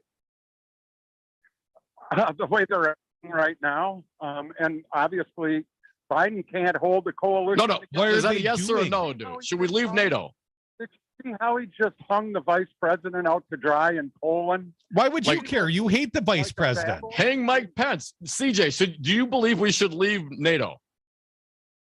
So did Putin and it's a binary choice, CJ. Yes or no, dude. 0 or 1. Come on, man. Who's president right now? That's the question I got for you guys. Yes, Finally, and NATO is holding. The world is united against Putin. In the last 5 minutes of the show, you decide to discuss the possible third world. Look, listen, you're the one that brought up NATO. I talked Ukraine like 3 times. Where were you in hour 1 and hour 2, CJ? CJ, you brought up NATO because you said Trump got them to pay their fair share, whatever that means. And hence my question to you, and I'll ask it for maybe a 4th time, CJ. Do you believe we should, as the United States, leave NATO like Trump wanted to? He didn't want to. He wanted them to pay their fair share. Do you believe we should leave NATO? CJ, yes or no? Do some research. I just read the quote. John Bolton, give me a straight answer. His own national security advisor, said that Trump wanted to withdraw from NATO, that Putin was just waiting to see if there was a second Trump term, because America's withdrawal from NATO under Trump would clear the path for Putin to invade Ukraine. Well, you brought it up, CJ. You brought it up. You realize this. You brought it up, and now you don't want to talk about it. Thank you, Joe. You guys are the ones that were talking about it, not me. I'm done with you, CJ. You were whining that we just started talking about Ukraine. You've been on hold for 13 minutes, man. We talked about it sooner than this, and I talked about it a couple times. We played sound of the vice president, the current one, not the hang Mike Pence guy. Although I understand he also traveled to Poland in Ukraine. And I'm thinking, well, Mike Pence, private citizen, isn't he just kind of getting in the way? Why is the former vice president, what is his relevance in a war zone currently? No, because he's running for president. Well, of course he is. But, setting aside the purely political reason that Mike Pence is there. There is no other reason. Why else would a private citizen go insert themselves in a war zone and he doesn't even hold title? I mean, and let's face facts, Mike Pence. When the former president tries to have you hung by his supporters, you're not going to win those same people over in the primary.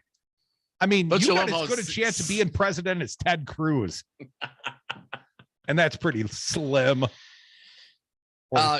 Donald Trump was down on NATO. Donald Trump teased about getting us out of NATO.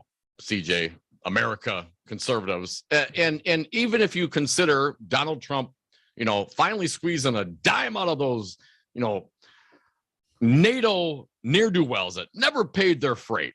If you consider that foreign policy a success, then why would you want to leave? You know what I'm saying? I mean, if you want to leave and then why would you bother getting the money? Why don't you just leave? I mean, how can it be a success to extrapolate the money and then you want to leave? But why would you do that? I'm just curious, CJ. Where's the logic in all of this? Well, of course, it just creates a rationalization on behalf of Trump. So when he tells his sheeple, the MAGA followers, we're withdrawing from NATO because nobody else will pay their fair share. Only Trump pays his bills. See how ironic that sounds? Yeah. Trump, yeah. Oh, and the fraud. Let's not forget the fraud. I mean, he did, before he became president, or let Trump University settle a $25 million lawsuit, or $20 million. I don't want to speak out of turn here, for fraud, CJ. So, he's got that. Which is, and nice. There's a list. There's a list. And well, I mean, stiffing the iron workers. I mean, how many times has the guy been sued in his life? Over 1,600, I believe he's been the defendant, right? As lawsuits. A defendant, and probably double that as a plaintiff. But I just want to throw the one thing out there. Eastman has been articulated, I think today and perhaps yesterday as well, in his effort to convince people to on January 6th to go along with his plan to subvert democracy in America. Essentially admitted that, well, there's a little crime here, but since we already broke that law, let's just make it a big crime and further delay. What's the big deal, right? And I think to myself, it's almost like committing murder during a robbery. Then you may as well kill the rest of the witnesses. I mean, what kind of logic do you have to say, well, we've already gone down this road, right? Let's just, we're already there. Let's just continue on. And where logically does that end? Because if you dismiss the Constitution, and if you dismiss, the justice system and the courts and how they have ruled over and over and over again, and you dismiss legislative audit bureaus, nonpartisan governmental agencies that have reviewed multiple elections in multiple states. If you dismiss all of those things and still want your guy in your way, well, then you are not an active participant in democracy, in a representative republic. You want a dictator. You want to be a fascist. You want to force me or the majority of people who do not want what it is that you want to go along and make them do what you want. And if you cannot do that through the courts, and you cannot do that through legitimate elections, the only way you can do that is through fascism and shooting in the streets. And that is what you are left with Republicans right now. Oh, I'm sorry. I wasn't listening. No. I tease because it's the end of the show. Of course I was listening. I'm going to be listening tomorrow when James I can't wait for tomorrow. Former U.S. attorney, joins me in the Shaw. We're going to have Fancy Brian. We're going to have Dominic. We're going to have James Santel. And crowd favorite Maggie Dawn joining us in the happy. I might have to come a little earlier tomorrow, so I can hang out with Jim a little bit. Yeah, Brian, you're gonna clean that place up, right? Sure. There's gonna be beer in the fridge or some tequila or something, right? We got like 24 hours. We're all right. Plenty of time. See you in about 21 hours on the radio. It's gonna be a big Friday. You better tune in. Now stick around. Native Roots Radio is next. I don't like you because you're dangerous. Freedom! Ted Cruz, go yourself. Giving him the bird. Take me to bed or lose me forever. Now I feel bad that I have to go, but I'm supposed to be in Fond du Lac. We all know Wisconsin's favorite cocktail. That's right, the Bloody Mary. And Wisconsin bar and restaurants are the best at it. And now it's time for a standoff.